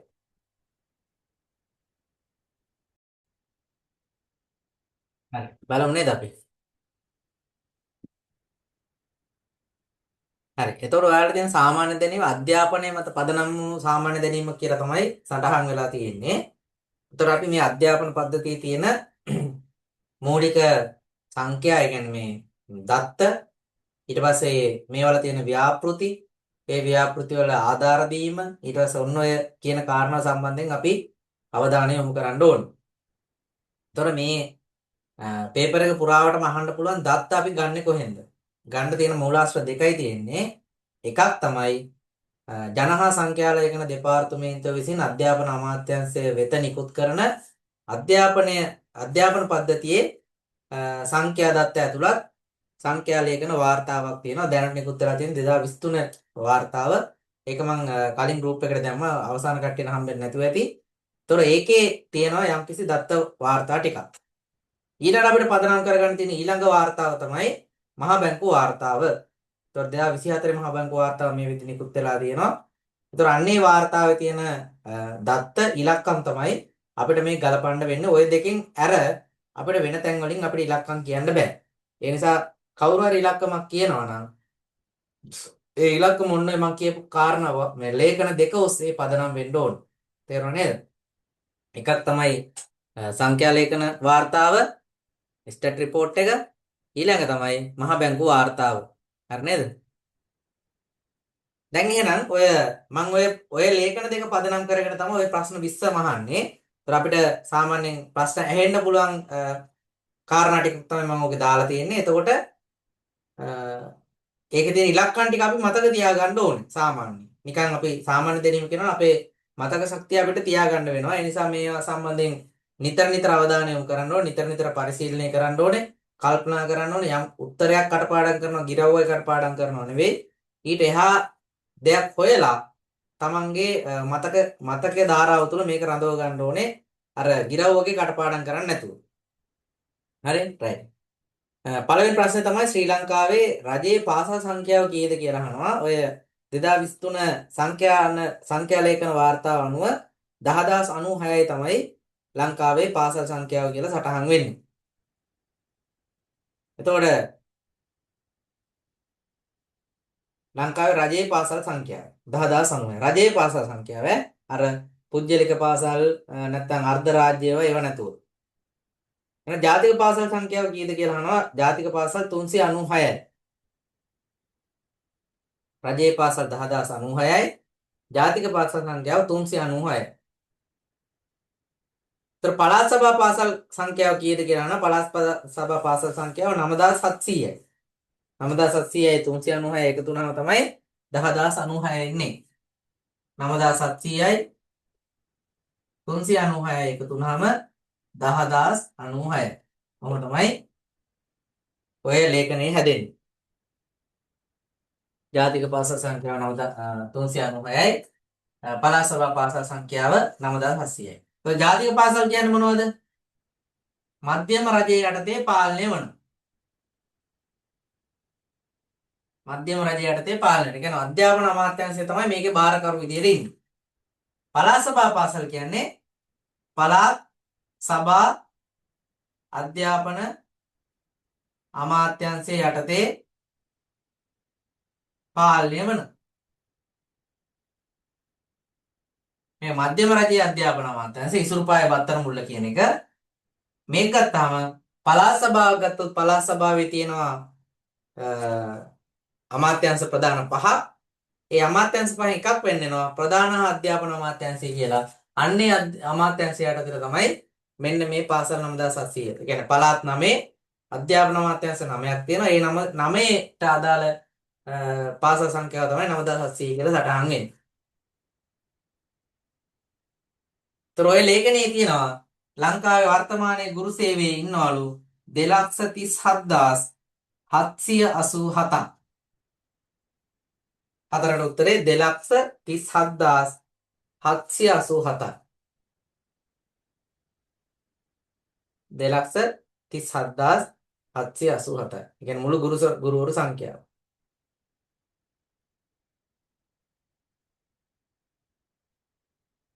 ඊළඟට 1AB පාසල් සංඛ්‍යාව කීයද කියලා අහනවා. 1AB පාසල් සංඛ්‍යාව. එතකොට ඔයාලා දන්නවා ලංකාවේ පාසල් වර්ගීකරණයක් තියෙනවා 1AB 1C type 2 type 3 කියලා. 1AB පාසල් කියන්නේ අපොස උසස් පෙළ විද්‍යා විෂය ධාරාව සහිත පාසල් තමයි 1AB කියලා තියන්නේ. 1C කියන්නේ විද්‍යා විෂය ධාරාව හැර අනෙකුත් විෂය ධාරාවන් තියෙන පාසල් තමයි 1C කියලා කියන්නේ. ඒතකොට ඒක එක විෂය ධාරාවක් තිබ්බත් ඒක 1C වෙනවා. උදාහරණයක් විදිහට කලා විෂය ධාරාව තිබ්බොත් 1C තමයි. කලා විෂයයි කොමර්ස් විෂයයි තිබ්බත් 1C. කලා විෂයයි කොමර්සුයි ටෙකුයි තිබ්බම ඒත් 1C. හරි. එතකොට විද්‍යා විෂය ධාරාව තියෙනවා නම් ඇතුළත් වෙලා ඒක 1AB වෙනවා අනිවාර්යයෙන්ම. type 2 කියලා කියන්නේ 1-11 ශ්‍රේණි තියෙන ඉස්කෝල, 1-9 තියෙන ඉස්කෝල, 6-11 තියෙන ඉස්කෝල තමයි type 2 කියලා කියන්නේ. හරි. 1-9 තියෙන ඒවා, ඊළඟට 1-11 තියෙන ඒවා, 6-11 තියෙන ඒවා. type 2. type 3 කියන්නේ 1-5 හෝ 1-8 තියෙන ඒවා තමයි type 3 කියලා කියන්නේ. එතකොට 1-7 තිබ්බත් ඒක type 3 එකක් වෙනවා. හරි. ඒතර වර්ගීකරණ 4යි. 1AB කියන්නේ මොකද්ද? විද්‍යා විෂය ධාරාව තියෙන පාසල්. 1C කියන්නේ විද්‍යා විෂය ධාරාව හැර අනෙකුත් විෂය ධාරාවන් A level විෂය ධාරාවන් තියෙන පාසල්. type 2 කියන්නේ 1-11 හෝ 6-11 හෝ 1-9 තියෙන ශ්‍රේණි තියෙන පාසල් තමයි type 2 කියලා කියන්නේ. type 3 කියන්නේ 1-8 ශ්‍රේණි හෝ 1-5 ශ්‍රේණි තියෙන පාසල් තමයි type 3 කියලා කියන්නේ. දැන් අපි අහන ප්‍රශ්නේ තමයි 1AB පාසල් සංඛ්‍යාව කීයද? 988ක් වෙනවා. 1AB 988යි. එතන 1AB 988ක් එද්දි 1C වෙනවා 1975. 1C වෙනවා 1975. type 2 වෙනවා 3273.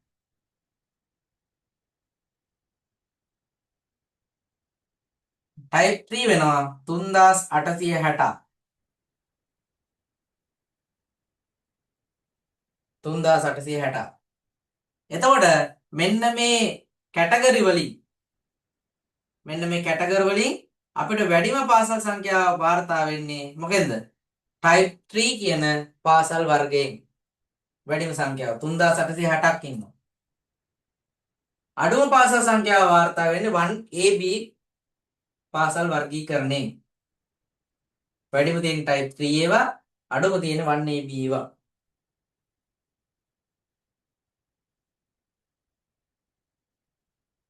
හයවෙනි ප්‍රශ්නේ ශ්‍රී ලංකාවේ ස්ථාපිත අධ්‍යාපන කලාප සංඛ්‍යාව කීයද කියලා. අධ්‍යාපන කලාප වර්තමානයේ තියෙනවා ලංකාවේ 100ක්. අධ්‍යාපන කලාප තියෙනවා 100ක්. 100ක් තියෙනවා. ତර කලාපයක් හැදෙන්නේ, කලාපය කියන එක හැදෙන්නේ ප්‍රාදේශීය ලේකම් කොට්ටාසවල එකතුවක් විදිහට.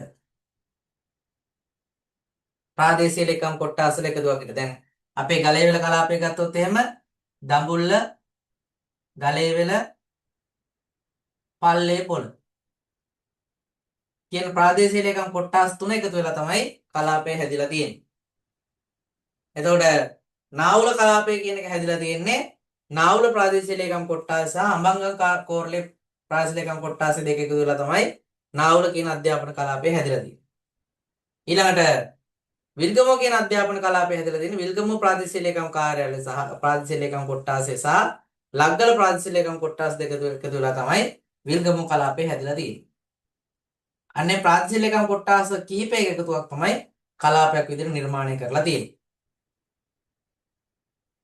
ලංකාවේ 7 වෙනි ප්‍රශ්න ශ්‍රී ලංකාවේ ස්ථාපිත කොට්ටාස අධ්‍යාපන කොට්ටාස සංඛ්‍යාව කීයද කියලා අහනවා. 312යි. එතකොට කලාප 100 කොට්ටාස වලට බෙදලා තියෙනවා. දැන් අපේ ගලේවල කලාපය ගත්තොත් එහෙම මේ කොට්ටාස තුනක් විදිහට ගන්නවා. හැබැයි සමහර කලාපවල එහෙම ප්‍රාදේශීය ලේකම් කොට්ටාසයක් විදිහට නම් කරන්නේ නැහැ. සමහර තැන්වල සීමා නිර්ණයවලදී පොඩි වෙනස්කම් තියෙනවා.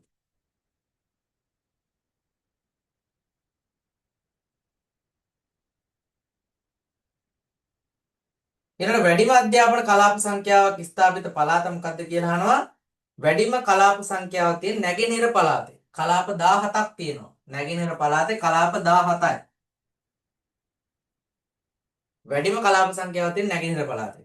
ඒතර නැගෙනහිර පළාත ගත්තොත් එහෙම ත්‍රිකුණාමලය සහ මඩකලපුව සහ අම්පාර කියන දිස්ත්‍රික්ක. ඔව්. අම්පාර මඩකලපුව සහ ත්‍රිකුණාමලය කියන දිස්ත්‍රික්ක තුන වටාම පළාත දිවෙනවා. ඒ පළාත තුල අධ්‍යාපන කලාප 17ක් තියෙනවා. අධ්‍යාපන කලාප 17ක් තියෙනවා. මධ්‍යම පළාතේ තියෙන අධ්‍යාපන කලාප 15ක්. ඒතර වැඩිම සංඛ්‍යාව වාර්තා වෙන්නේ නැගෙනහිර පළාතේ. එතකොට කොට්ටාස වැඩිම සංඛ්‍යාවක් තියෙන්නේ නැගෙනහිර. කොට්ටාස වැඩිම තියෙනවා 48ද 48ක්. කොට්ටාස තියෙනවා 48ක්. ඒ කියන්නේ කලාප වැඩිමත් නැගෙනහිර 17යි, කොට්ටාස වැඩිමත් නැගෙනහිර 48යි.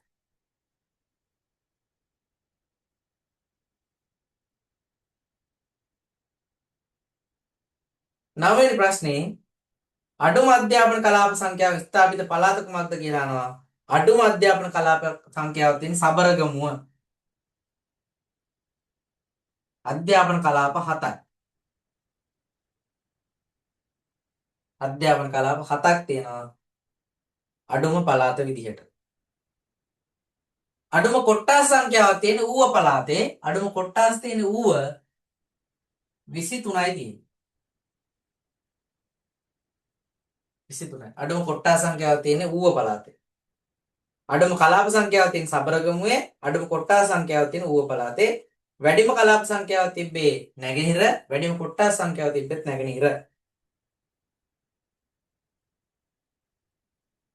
ඊට වැඩිම පාසල් සංඛ්‍යාව ස්ථාපිත පළාත කුමක්ද අහනවා. වැඩිම පාසල් සංඛ්‍යාව තියෙන මධ්‍යම පළාතේ 1508ක්. මධ්‍යම පළාත තමයි ලංකාවේ වැඩිම පාසල් තියෙන්නේ. 1508ක් වෙනවා. එතකොට දැන් ඔයාලා මතක තියාගන්න ඕනේ මම මේ කතා කරන්නේ මොන report එකේද 2023 සෙන්සස් report එක. එතකොට දැන් කාලය යනවනේ ඔයාලා විභාගෙද්දි නේද? එතකොට විභාග යනකොට 24 report එක අවුට් කරලා තිබ්බොත් අපි උත්තර ලියන්න ඕනේ 24 report එකෙන්. ඒ නිසා ඒක ගැන හොඳ අවධානයෙන් ඉන්න ඕනේ. 23 රිපෝට් එක විතරක් තියෙන නිසා තමයි 23 මම පදනම් කරගෙන කතා කරන්නේ. ඔයාලා විභාග ලියද්දි 24 අවුට් වෙලා තිබ්බොත් අපිට අනිවාර්යෙන් උත්තර ලියන්න වෙන්නේ 24 පදනම් කරගෙන. අඩුම පාසල් සංඛ්‍යාව ස්ථාපිත පළාත මොකද්ද? උතුරු මැද. උතුරු මැද පාසල් 808යි. අරක 1508යි මේක 808යි උතුරු මැද පළාත.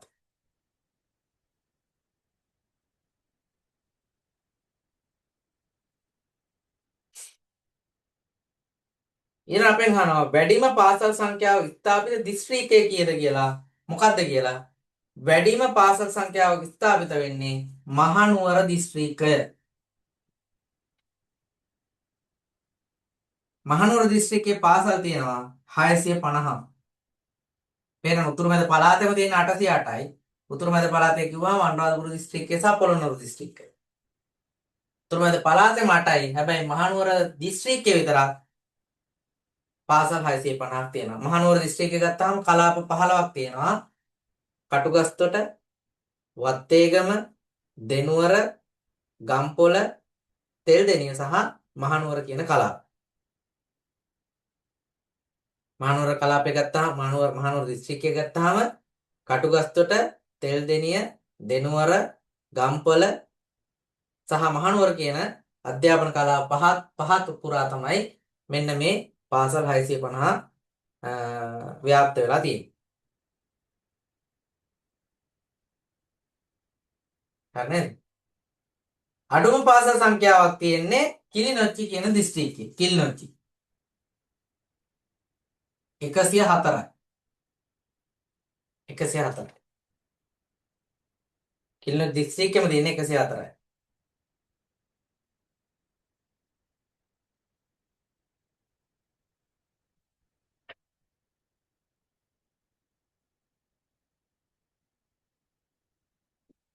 හරි. ඊළඟ අපේ අහන ප්‍රශ්නය සිසුන් 50ට අඩු පාසල් සංඛ්‍යාව කීයද කියලා. සිසුන් 50ට අඩු පාසල් ගැන ඔය පහුගිය කාලෙම කතා කරා.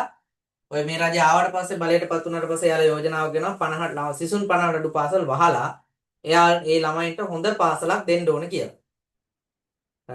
කන්සෙප්ට් එක ගත්තාම ඉතා හොඳ කන්සෙප්ට් එකක්. හැබැයි ඒක ක්‍රියාත්මක කරගන්න තරම් අපේ දේශපාලන අධිකාරිය සහ නිලධාරීන් ඒකට ප්‍රමුඛත්වය දුන්නේ නැහැ. ඒ නිසා අතරමඟ මේ වෙද්දි නැවතිලා තියෙනවා. එතකොට මේ ප්‍රශ්නට උත්තරය අනුව සිසුන් 50ට අඩු පාසල් තියෙනවා 1506ක්. 50ට අඩු පාසල් තියෙනවා 1506ක්. එතකොට මේකේ තව නිර්ණායකයක් තියෙනවා. 4000ට වැඩි පාසල් තියෙනවා. සිසුන් 4000ට වැඩි පාසල් තියෙනවා 33ක්. 50ට අඩු 1506ක් තියෙනවා. 4000ට වැඩි තියෙනවා 33ක්. හිතා ගන්නකො වෙනස්. 3000ට වැඩි පාසල් තියෙනවා. සිසුන් 3000ට වැඩි පාසල් තියෙනවා 100ක්.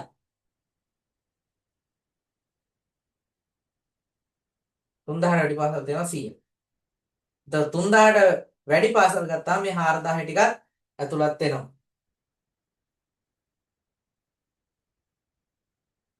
4000ට වැඩි 33ක් තියෙනවා. 3000ට වැඩි 100ක් තියෙනවා. 15 පාසලකින් ආවරණය වෙන භූමි ප්‍රමාණය කොපමණද කියලා අහනවා. ඕක එන්නේ මහ බැංකු වාර්තාවේ එක පාසලකින් කිලෝමීටර් වර්ග කිලෝමීටර් 6.5ක් ආවරණය වෙනවා කියලා තමයි කියන්නේ. එක පාසලකින් වර්ග කිලෝමීටර් 6.5ක් ආවරණය වෙනවලු. කියන්නේ රටේ තියෙන වර්ගඵලයේ පාසල් සංඛ්‍යාවෙන් බෙදපුවාම එන උත්තරේ තමයි ඔය. රජයේ පාසල්වල ගුරු ශිෂ්‍ය අනුපාතය මොකද්ද කියලා අහනවා. 1:16.3. ගුරු ශිෂ්‍ය අනුපාතය. ගුරුවරු එක්කෙනාට ළමයි 16.3ක් වෙනවා. මේ කලින් තිබ්බේ 1:17 දැන් 1:16.3ක් වෙලා තියෙනවා.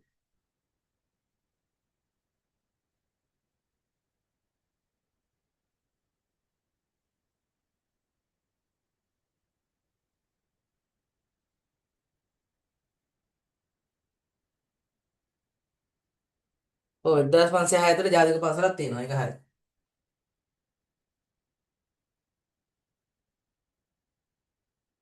4000ට වැඩි 33ක් තියෙනවා. 3000ට වැඩි 100ක් තියෙනවා.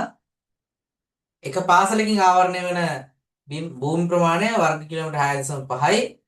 ගුරු ශිෂ්‍ය අනුපාතය ගුරුවරු එක්කෙනාට ළමයි 16.3ක් ඉන්නවා. කලින් තිබ්බ එකට 17 දැන් ඒක එකට 16.3ක් වෙලා.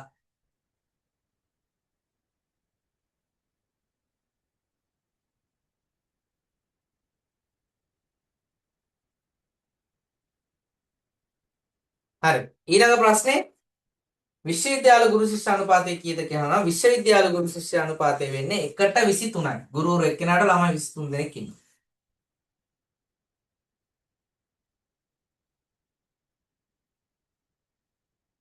මේ 18 ප්‍රශ්නෙත් මහ බැංකු වාර්තාවේ තිබ්බ தත්ත්වයක්.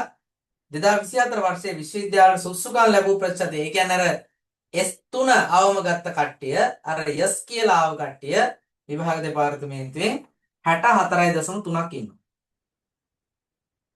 S කියලා ආපු කට්ටිය. ඊට පස්සේ අපෙන් අහනවා 2024 වර්ෂයේ ඇතුළත් වීමට සුසුකම් ලැබූ ප්‍රතිශතය. ඒක විශ්වවිද්‍යාලයට කියන එක හදා ගන්න ඕනේ. 2024 වර්ෂයේ විශ්වවිද්‍යාලයට ඇතුළත් වීමට සුසුකම් ලැබූ ප්‍රතිශතය. දැන් මේ 64.3 කියන්නේ මොකද්ද? අර S3 හරිය ඊට වැඩියෙන් තියෙන කට්ටියට S කියලා එනවනේ. සුසුකම් ලැබනවනේ ඒල මේ කැම්පස් එකට දාන්න. ඒතර එයාලා තමයි 64.3 වෙන්නේ. එතකොට අපි ඇත්තටම කැම්පස් එකට ගියපු සංඛ්‍යාව 124.9. කියන්නේ විභාගෙ ලියපු ළමයින්ගෙන් 24.9 කියන්නේ 20 ආසන්න 25ක් තමයි කැම්පස් එකට ගිහිල්ලා තියෙන්නේ. 100ක් ලියනවා නම් 25ක් යනවා 75කට යන්න වෙන්නේ නැහැ. එයාලා එළියි. ඊළඟ දලදේශීය නිෂ්පාදනයේ අධ්‍යාපනය සඳහා රජයේ වියදම 101.6යි. ඔය දැන් ඉල්ලන්නේ 106න්නේ. GDP එකෙන් 106ක් තමයි අධ්‍යාපනයට ඉල්ලන්නේ. හැබැයි මේ 1.6වත් අපිට අධ්‍යාපන පද්ධතිය වෙනුවෙන් ඵලදායීව වියදම් කරන්න බෑ. 6ක් දුන්නොත් මොනව කරයිද කියලා අපි දන්නෙත් නෑ.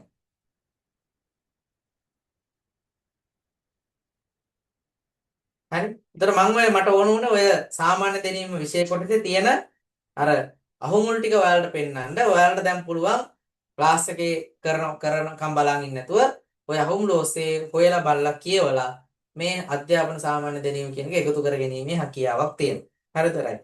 ඒතර සාමාන්‍ය දැනීම කොටස ඉවරයි. අපි ඊළඟට IQ කොටසට යමු. ඒතර ඒකේ මම ප්‍රශ්න 25ක් තමයි දාලා තියෙන්නේ. ඒ ප්‍රශ්න 25 හැදෙන විදිය ඒකේ පේපර් එකේ අන්තර්ගතයේ පේපර් එකේ හැදෙන්නේ කොහොමද? පේපර් එක අපි ප්‍රිවිසෙන්නේ කොහොමද? ඒක කරගෙන යන්නේ කොහොමද? ඒ ඔක්කොම පස්සේ කතා කරනවා. මේක මේ IQ කියන්නේ මොනවද කියලා විභාගයට එන IQ කියන්නේ මොනවද කියලා ඔයාලට දැනුමක් දෙන්න විතරයි මේ ප්‍රශ්න පත්‍රය මේ ප්‍රශ්න 25 සාකච්ඡා කරන්නේ. හරි. එහෙනම් අපි ඉක්මනට 21 සිට 25 දක්වා 5 වෙනි පිටුවේ තියෙන 21 සිට 25 දක්වා ගණන් ටික අපි ඉක්මනට හදාගෙන රූප සම්බන්ධ ගැටලු ටිකක් තියෙනවා.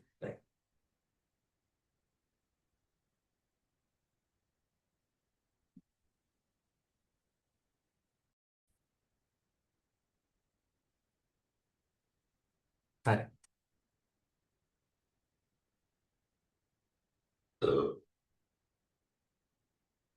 දැන් අපි IQ ගත්තොත් එහෙම අපිට තියෙනවා ප්‍රශ්න 50ක් තියෙනවා කියලා කියනවා.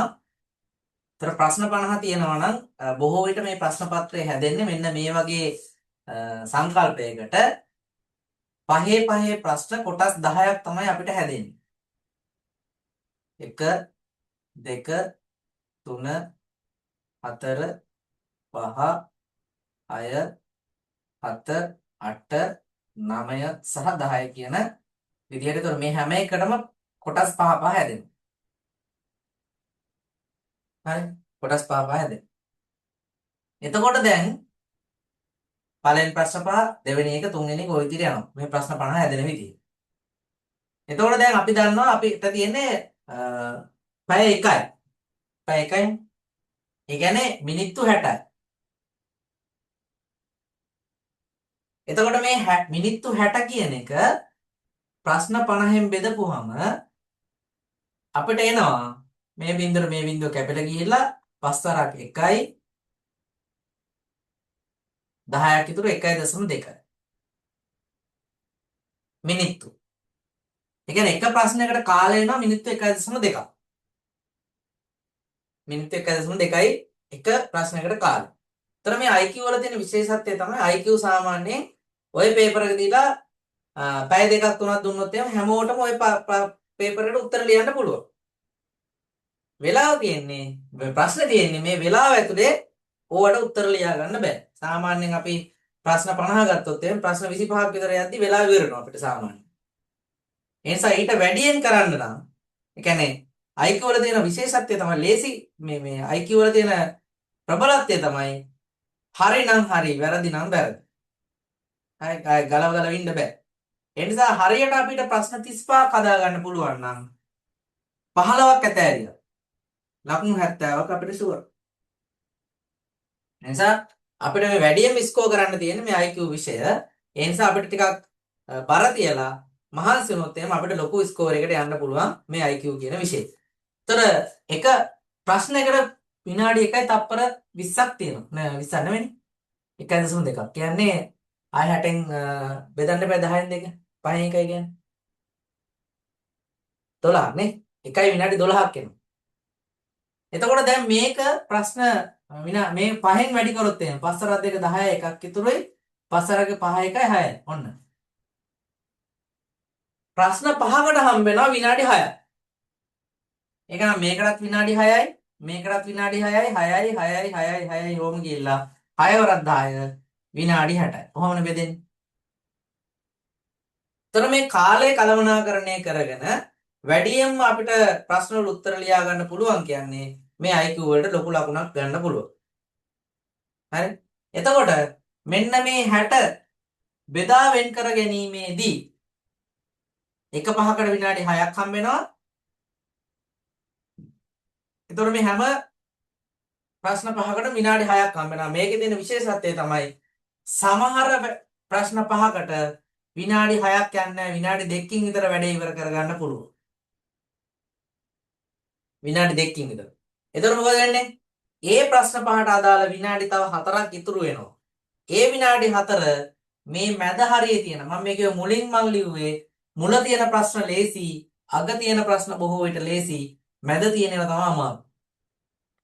ତර මේ මුලින් අගින් ඉස්සල්ලාම කරලා ඒ වල කාලය ඉතුරු කරගන්න පුළුවන් වුණොත් ඒවා මේ අමාරු මැද හරියේ ප්‍රශ්න වලට කාලය වෙන් කර ගැනීමේ හැකියාව තියෙනවා.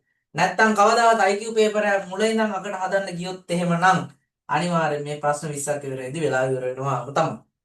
ඒ නිසා අපි තේරුම් ගන්න ඕනේ ප්‍රශ්න 50 දිහා ඉක්මනින් බලලා මේ වගේ ප්‍රශ්නයක් නම් මට ඉක්මනින් ගොඩ දා ගන්න පුළුවන් කියන අවබෝධය අරන් ඒකට අදාළව අපි ප්‍රශ්න පත්‍රය ඉවර කරන්න ඕනේ. එහෙම වුණාම පළවෙනි ඉස්සරලාම බලයි මේක ඊළඟ මේක බලයි ඔය මැද අපිට ලේසියෙන් කරගන්න පුළුවන් ඒවා බලයි.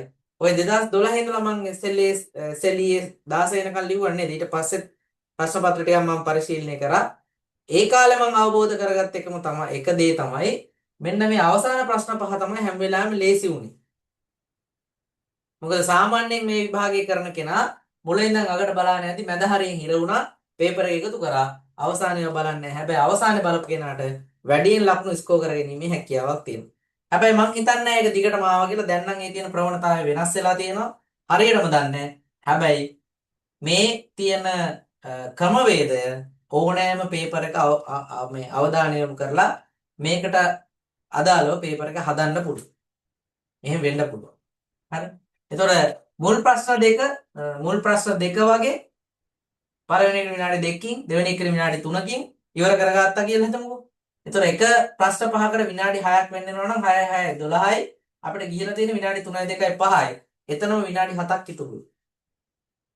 අවසාන ප්‍රශ්න පහ විනාඩි 2කින් කරොත් විනාඩි 4ක් ඉතුරුයි.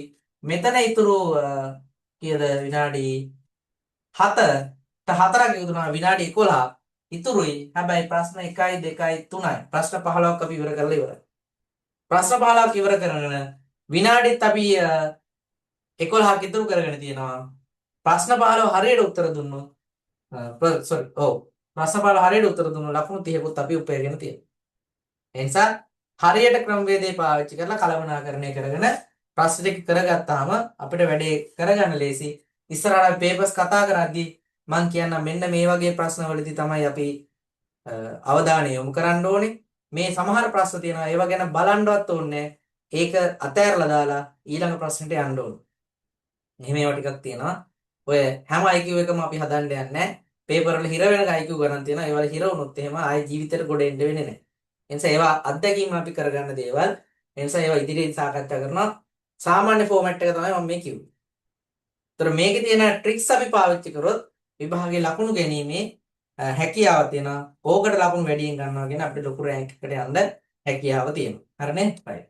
එහෙනම් අපි ඔතන මම දාලා තියෙන පේපර් එක නෙවෙයි. ඔකෙන් පේපර් එකෙන් භාගයක් දාලා තියෙනවා. මට නිකන් IQ කියන්නේ මොනවද කියලා දෙන්න ඕන නිසා. ඒතර මම අවසානට දාලා තියෙන 21 25 දක්වා දාලා තියෙන ප්‍රශ්න පහ වගේ ඒවා තමයි අර මං කිව්වේ පේපර් එකේ අවසාන ප්‍රශ්න පහ විදිහට එන්නේ. ඉක්මනට බලලා උත්තරයක් ලියා ගන්න පුළුවන් ප්‍රශ්න තමයි අපිට එන්නේ. හරි? right. අපි එනම් බලමු මොනවද කියන්නේ කියලා. අංක 21 සිට 25 දක්වා එක් එක් ප්‍රශ්න යටතේ තල දර්පණයක් ඉදිරියේ තබන ලද රූප කට්ටලයක් බැගින් දී ඇත. ඒ රූප කට්ටලය දෙස තල දර්පණය තුලින් බැලුව විට දැකිය හැකි එහි නිවැරදි ප්‍රතිබිම්බය තෝරා ඊට අදාළ වර්ණයේ අංකය ප්‍රශ්න ඉදිරියේ දී ඇති ඉතිරි මත ලියන්න කියලා කියනවා. දැන් තල දර්පණයක් කියපු ගමන් ඔයාලට මතක් වෙන්නේ තල දර්පණයෙන් යම්කිසි රූපයක් බලපුවම ඒකේ වෙන්නේ වම දකුණ මාරු වෙන එක විතරයි.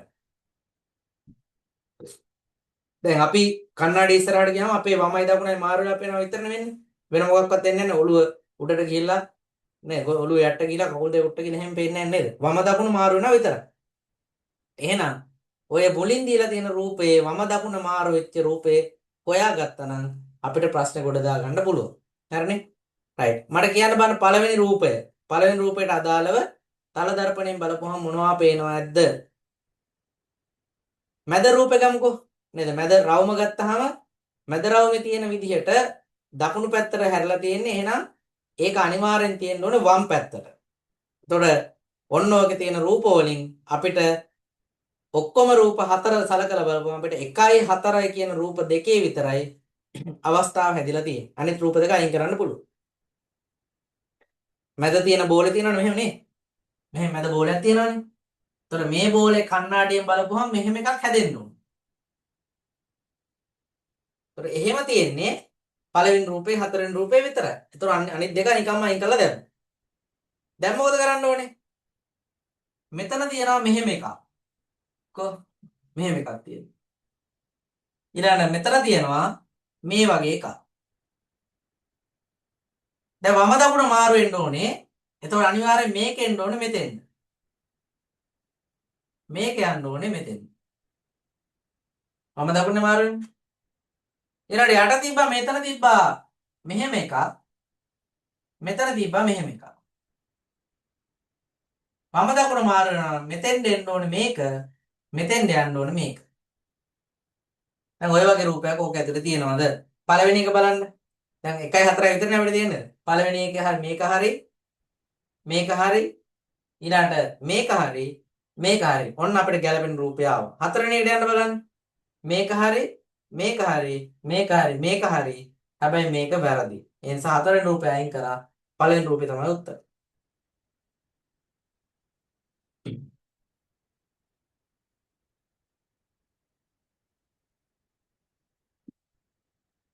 හරි නේද? right. ඊළඟ 22 වෙනි ප්‍රශ්නේ 22 වෙනි ප්‍රශ්නේ තියෙන රූප ටික වම දකුණ මාරු වෙන්න ඕනේ.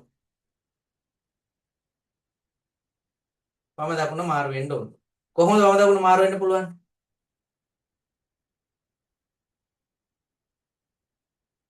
දැන් මේ මැද තියෙන රූපය වම දකුණ මාරු වුණත් ලියන්න වෙන්න ඕමනේ. වෙනසක් නැහැ නේ. වම දකුණ මාරුනොත් ලියන්න දෙන්නේ වෙනසක් වෙන්නේ නැහැ. එතකොට මෙතන තියෙන රූපය වම දකුණ මාරු වෙනවා අනිවාර්යයෙන්ම යන්න ඕනේ මේ පැත්තට. හැබැයි මේකත් අනිත් පැත්තට මාරු වෙනවා. මේ තියෙන එක මෙහෙමනේ තියෙන්නේ නේද? එතකොට මේක එන්න ඕනේ මෙහෙම. ඔහොම යකේ. ඊට පස්සේ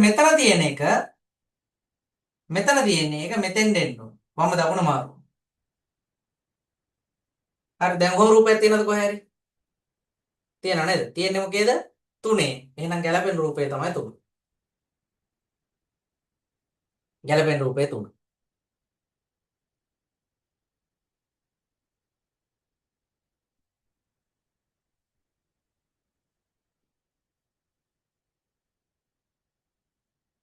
23 වෙනි රූපය 23 වෙනි ප්‍රශ්නෙට අදාළ රූපය දකුණව මාරු වෙන්න ඕන තල දර්පණයෙන් බලන නිසා පළවෙනි රූපේ තියෙනවා මෙන්න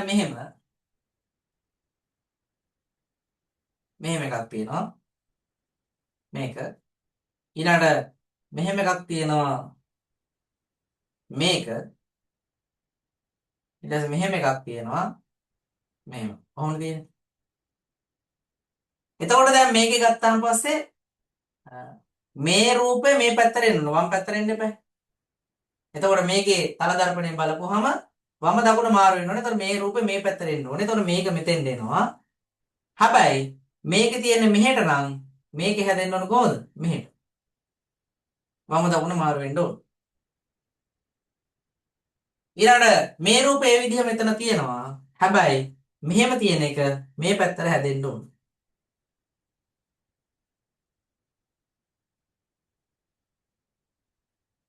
හරි නේද? හරි. ඊළඟට මේ රූපෙ මෙතෙන් දෙන්න ඕනේ. මේකේ තියෙන මෙහෙම නම් මෙන්න මේකේ මේ විදිහට හැදෙන්න ඕන. හරි මේක මේ පැත්තට ආවා මේක ඒ විදිහම තිබ්බා මේක දකුණු පැත්තට ගියා වම් දකුණු මාරු වෙලා තියෙනවා ඒ වගේ මේකේ තියෙන ඒවා මාරු වෙනවා මේක අනිත් පැත්තට යන්න ඕනේ මේක මේ පැත්තට යන්න ඕනේ මේක මේ පැත්තට යන්න ඕනේ එහෙම රූපයක් තියෙනවද කොහේ හරි එක තියෙනවනේ එක කියන්නේ මේකට ගැලපෙන රූප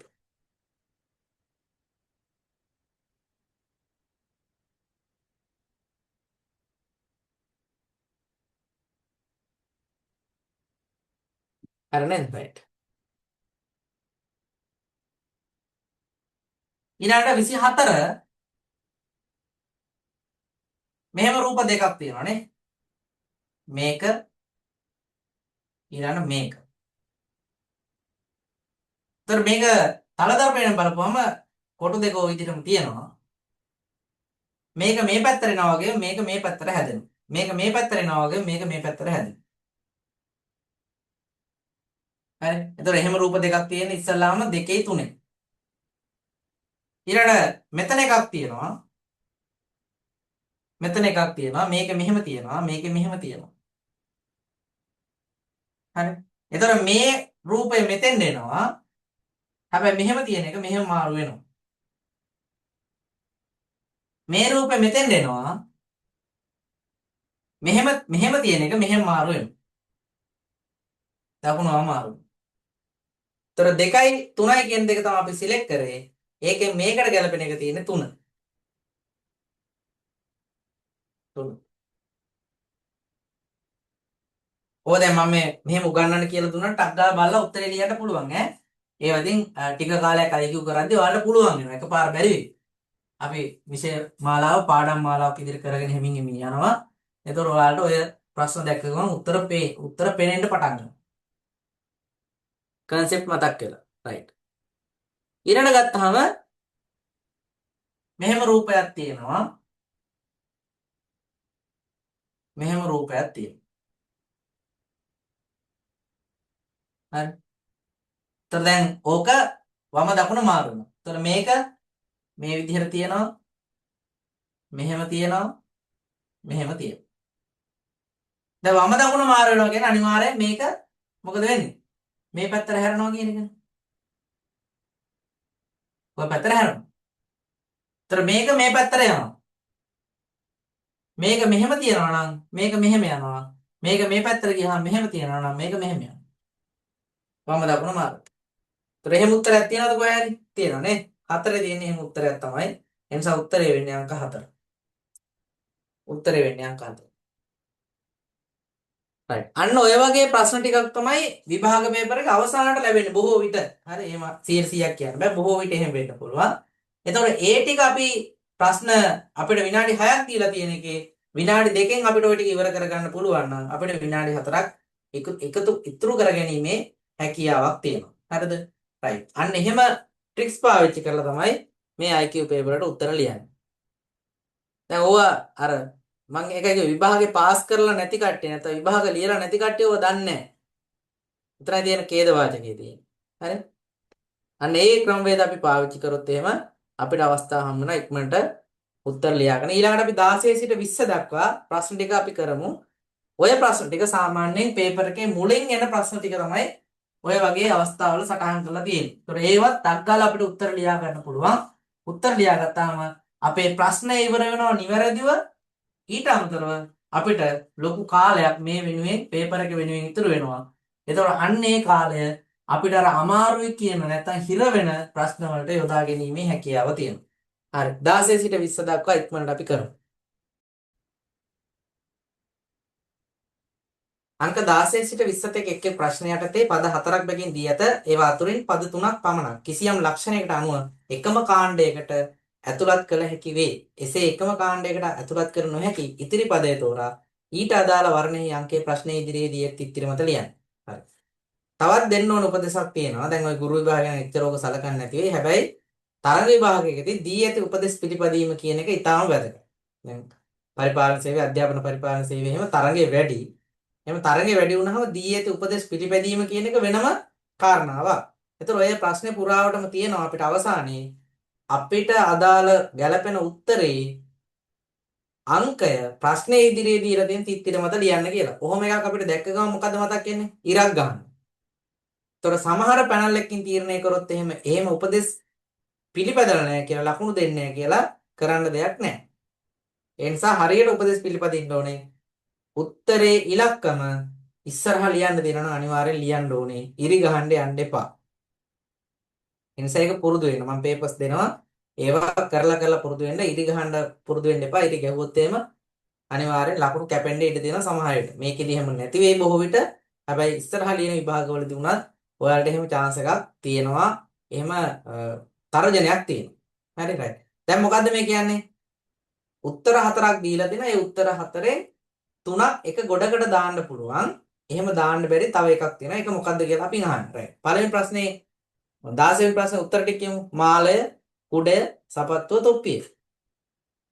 දැන් මාලය, සපත්තුව සහ තොප්පිය කියන තුනම ඇඟට දාන ඒවා. කුඩය කියන එක එතනින් පිට එකක්. නේද? එහෙනම් ඒතර කුඩය කියන එක තමයි අර ගොඩට ඇතුළු කරන්න බැරි වෙන්නේ. එහෙනම් උත්තරේ වෙන්නේ අංක 2. ඒතර අංක 2 කියන එක ඉස්සරහා සටහන් වෙන්න ඕන. මැලේරියාව, ඩෙන්ගු, බරව, අතිසාරය.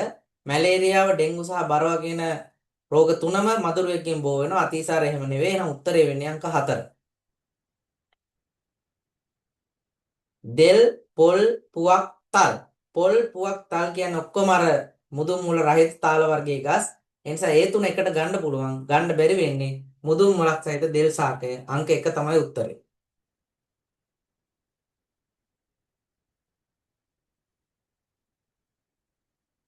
ඊළඟට කැත්ත, උදැල්ල, පොරව, පිහිය.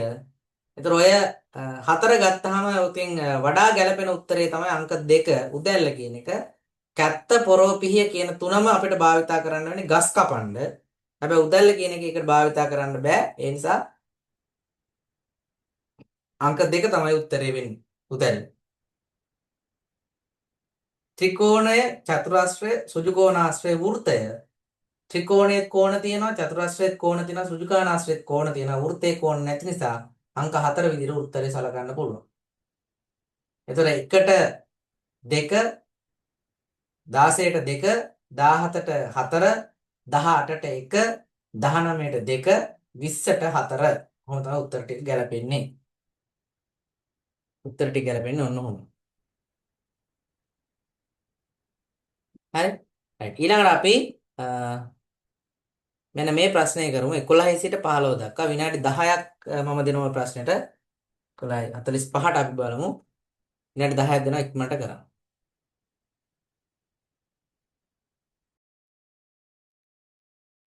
හරි. අපි බලමුනේ. අංක 11 සිට 15 තෙක් පහත දක්වා ඇති ඥාති සම්බන්ධතා මත පදනම් වේ ප්‍රශ්න. දැන් කියලා තියෙනවා මොකද්ද? මෙන්න මෙහෙම එකක් තියෙනවා. A තියෙනවා, at තියෙනවා B යනු A B ගේ මව වේ. එතකොට A කියන්නේ මව, B කියන්නේ පුතා හෝ දුව. A B ගේ මව. කොහොමද කියන්නේ? right. only යාද. ඊළඟ A B කියලා කියන්නේ A B ගේ සහෝදරිය වේ. එතකොට මෙයා කවුද? A කියන්නේ කවුද? සහෝදරිය. එතකොට මෙයා සහෝදරයා හෝ සහෝදරී. මෙයා කවුද දන්නේ නැහැ. ඒ ඩොලර් මාක් B කියලා කියන්නේ ඩොලර් මාක් නේ තියෙන්නේ. ඒ යනු B ගේ පියා. එතකොට මෙන්න මෙයා පියා, මෙයා පුතා හෝ දුව. ඊළඟට A and B වලින් කියනවා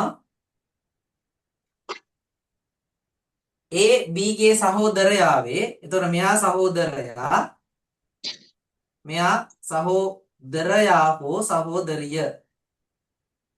එතකොට වම් පැත්තේ ඉන්න එක්කෙනා නිශ්චිතයි, දකුණු පැත්තේ ඉන්න එක්කෙනා හරියට තීරණය කරලා නෑ. හරි. ඒ අනුව පහත ප්‍රශ්න වලට අදාළ නිවැරදි පිළිතුර දී ඇති වර්ණ වලින් තෝරා එහි අංකයේ ප්‍රශ්න ඉදිරියේ දී ඇති ඉතිරි මත ලියන්න. පළවෙනි එක මොකක්ද තියෙන්නේ? 11. P at Q ඊළඟට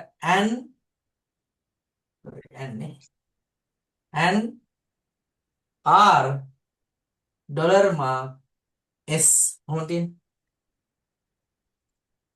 P at Q and R dollar mark S කොහොමද තියෙන්නේ right? එතකොට දැන් අපි මේක ලියාගෙන යමු මේ විදියට. ඇට් වලින් කියන්නේ මොකද්ද? වම් පැත්තේ ඉන්නවා මව, දකුණු පැත්තේ ඉන්නවා පුතා හෝ දුව. එතකොට ඇන්ඩ් මාර්කින් කියන්නේ වම් පැත්තේ ඉන්නවා සහෝදරයා, දකුණු පැත්තේ ඉන්නේ සහෝදරයා හෝ සහෝදරිය. එතකොට මේ දකුණු පැත්තේ ඉන්නේ කවුද? සහෝදරයා, සහෝදරිය. දැන් මේ වම් පැත්තේ එක්කෙනා ඉන්න පුළුවන් නේද? වම් පැත්තේ ඉන්න පුළුවන් එක්කෙනා.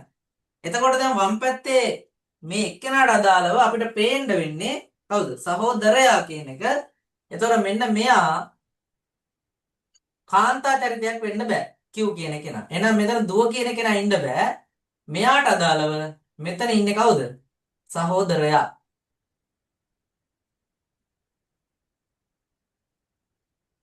මේ ඩොලර් මාර්කින් කියනවා මේ වම් පැත්තේ ඉන්නේ පියා, දකුණු පැත්තේ ඉන්නේ පුතා දුව. මෙතන පුතා දුව ඉන්නවා. වම් පැත්තේ ඉන්නේ පියෙක් නේ. එහෙනම් මේ සහෝදරිය කියන චරිතෙට ඉන්න බෑ. නම් මෙතන සහෝදරයා. මෙයාට අදාළව මෙතන ඉන්නේ පියා. දැන් මේක තවදුරටත් විස්තර කරොත් මෙතන ඉන්නවා මවෙක්, මව මේ අම්මා කෙනෙක් ඉන්නවා, අම්මගේ පුතා. ඒතර එයාට සහෝදරයෙක් ඉන්නා මේ සහෝදරයෝ දෙන්න. ඒතර මෙයා පියා වෙච්ච පුතෙක් හෝ දුවෙක් තමයි S වලින් ලකුණු කරලා පෙන්නන්නේ. අපෙන් අහන ප්‍රශ්නේ මොකද්ද? අපෙන් අහන්නේ P anu SK කවුද? P කියන්නේ SK කවුද කියලා අහන්නේ. හරි. බලමු අපි. දැන් මෙතන ඉන්න අම්මා පුතා ඉන්නවා, පුතාගේ සහෝදරයා. එතකොට මේ දෙන්නම මෙයාගේ පුතාලා. එතකොට මෙයා පියා වෙච්ච පුතෙක් හෝ දුවෙක් ඉන්නවා. ඒ කියන්නේ මෙයාගේ පුතා හෝ දුව මෙයා ඉන්නවා, මෙයාගේ අම්මා මෙතන. එතකොට ඇත්තටම පුතාගේ පුතා හෝ පුතාගේ දුව වෙන්නේ මෙයාගේ මුණුබරා හෝ මිනිබිරිය. මෙයාට ගත්තොත් මෙයා වෙන්නේ කවුද? මෙයාගේ අම්මා නම් ආච්චි. ආච්චිනේ. අම්මා ඉන්නවා, අම්මට පුතෙක් ඉන්නවා, එයාට සහෝදරයෙක් වෙච්ච තවත් සහෝදරයෙක් ඉන්නවා. ඒ කියන්නේ මෙයා පුතාලා දෙන්න. මේ පුතාලා දෙන්නගේ එක පුතෙක්ගේ දුවෙක් හෝ පුතෙක් තමයි S කියන්නේ. ඒතර මේ Sට අදාළව මෙයා පියා නම් මෙයාගේ අම්මා වෙන්නේ ආච්චි වෙන එක. උත්තරේ වෙන්නේ අංක 4.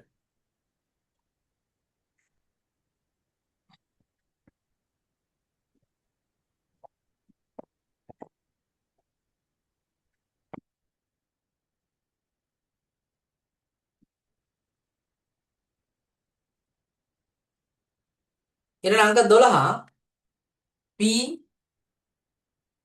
and Q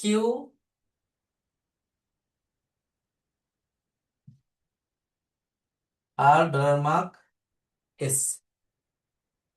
කොහොමද මේකෙන් කියනවා මෙතන යන්නේ මේ පැත්තේ සහෝදරයා, මේ පැත්තේ සහෝදරයා හෝ සහෝදරිය. හැෂ් මාර්කින් කියන්නේ මේ පැත්තේ සහෝදරිය, මේ පැත්තේ සහෝදරයා හෝ සහෝදරිය. තොර මෙතන සහෝදරයා කියනකොට මෙතන සහෝදරිය කියන එක අයින් වෙනවා. හරිනේ? right. මෙයා සහෝදරයා, මෙහා සහෝදරයා. ඩොලර් මාර්කින් කියනවා මෙයා පියා, මේ පැත්තේ පුතා දුව. පියා නම් මෙතන සහෝදරිය ඉන්න බෑ. මෙයාලගේ පියා මේ ඉන්නේ. දැන් බලන්නකෝ මේ සහෝදර තුන්දෙනෙක් එකම පවුලේ අයියලා මල්ලිලා තමයි මේ ඉන්නේ. ඒතර එයාගේ පුතෙක් හෝ දුවෙක් තමයි S කියලා කියන්නේ. අපෙන් අහන්නේ මොකද? P anu SK කවුද? P කියන්නේ S ගේ තාත්තගේ සහෝදරයා. ඒ කියන්නේ ලොකු තාත්තා හෝ බාප්පා. හරි. එතකොට සීයා වෙන්න බෑ, බාප්පා වෙන්න පුළුවන්, මාමා වෙන්න බෑ. මාමා කියන්නේ අනිවාර්යෙන් අම්මගේ පාර්ශවයේ කට්ටිය. නැන්දා වෙන්න බෑ. මෙතන ඉන්නේ පිරිමි කෙනෙක්. ඒ නිසා අනිවාර්යෙන් මෙතන ඉන්නේ කවුද? බාප්පා.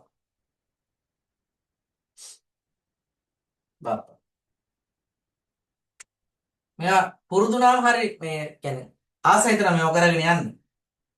at ඩොලර් මාක් එක Q and R at S ඕදින් P dollar mark Q and R at S මේක ගත්තාම මෙන්න මේකෙන් කියන්නේ මෙයා පැත්තේ පියා මෙයා පැත්තේ පුතා දුව මේකෙන් කියන්නේ වම් පැත්තේ සහෝදරයා දකුණු පැත්තේ සහෝදරිය හෝ සහෝදරයා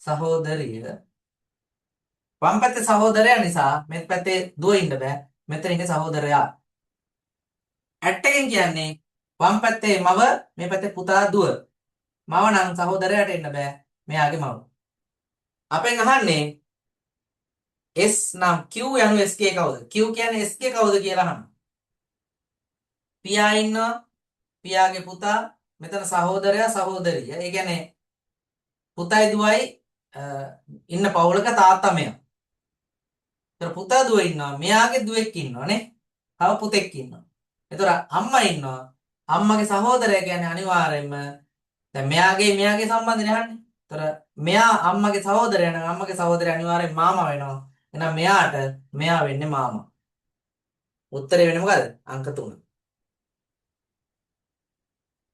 අංක 3 තමයි උත්තරේ වෙන්නේ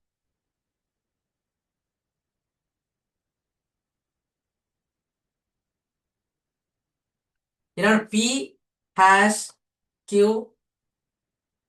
ඊළඟ and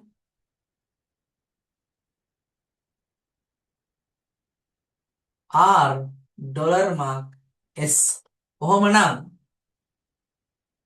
and R dollar mark S නම් P යනු SK කවුද කියලා නම් මේක අපි විස්තර කරගෙන යනවා හැෂ් එකෙන් කියන්නේ මේ පැත්තේ සහෝදරිය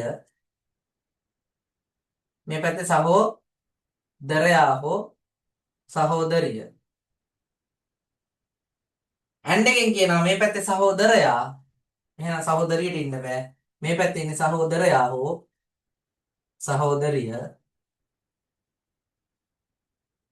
ඩොලර් මාර්කෙන් කියන මේ පැත්තේ පියා ඒ නිසා මෙතන ඉන්න බෑ සහෝදරිය මේ පැත්තේ ඉන්නේ පියා මේ පැත්තේ ඉන්නේ පුතා දුව මේ සහෝදරිය සහෝදරයා සහෝදරයා එකම පවුලේ පිරිමි දෙන්නයි ගෑනු කෙනයි අපෙන් අහන්නේ P යනු SK කවුද කියලා P යනු SK කවුද එහෙනම් P SK පියා තමයි R එයාගේ සහෝදරිය තමයි P එහෙනම් පියාගේ සහෝදරිය කියන්නේ අනිවාර්යයෙන්ම නැන්දා උත්තරේ වෙන්නේ අංක 3 උත්තරේ වෙන්නේ අංක 3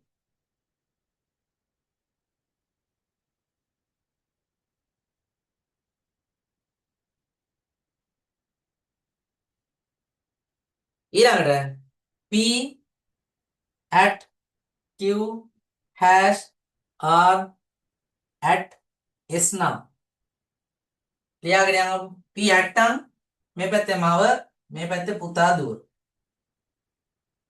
හැෂ් එක නම් මේ පැත්තේ සහෝදරිය එහෙනම් පුතා කියන එක ඉන්න බෑ මෙතන ඉන්නේ සහෝදරිය මේ පැත්තේ ඉන්නේ සහෝදරයා හෝ සහෝදරිය ඇට් එකෙන් කියන්නේ වම් පැත්තේ මව ඉන්නවා එහෙනම් සහෝදරයාට එන්න බෑ සහෝදරිය විතරයි ඉන්නේ මේ පැත්තේ ඉන්නේ පුතා දුව කියාගෙන යන්න මවගේ දුව එයාට සහෝදරිය වෙච්ච තව සහෝදරියක් ඉන්නවා. ඔන්න දැන් සහෝදරියෝ දෙන්නයි ඒ පවුලේ අම්මා තමයි මෙයා. ඒතර මේ සහෝදරිය උනට අම්මා වෙච්ච පුතා හෝ දුවක් ඉන්නවා. දැන් ගත්තොත් එහෙම මෙයාගේ අම්මා මෙයා. එතකොට මෙතන ඉන්නේ පුංචි අම්මා හෝ ලොකු අම්මා අම්මගේ සහෝදරිය. මෙතන ඉන්නේ කවුද? මෙයාගේ ආච්චි අම්මා. කොහොමද කියන්නේ? අතුරින් සාවද්‍ය ප්‍රකාශය තෝරන්න කියලා එනවා. පාද ප්‍රකාශන සාවද්‍ය ප්‍රකාශ P යන R යනු P ගේ දුව වේ. R කියන්නේ P ගේ දුව. හරිනේ. මේ දෙන සහෝදරියෝ. දෙක Q යනු S ගේ නැන්දා වේ. Q කියන්නේ S ගේ නැන්දා නම් වෙන්නේ එක්කෝ පුංචි අම්මා නැත්තම් ලොකු අම්මා. එහෙනම් වැරදි වෙන්නේ අංක 2. තුන්වෙනි එක P යනු S ගේ ආච්චි වෙනවා. ඒක හරිනේ. 4 Q යනු S ගේ පුංචි අම්මා වෙනවා. ඒකත් හරි. එහෙනම් උත්තරේ වැරදි වෙන්නේ අංක 2.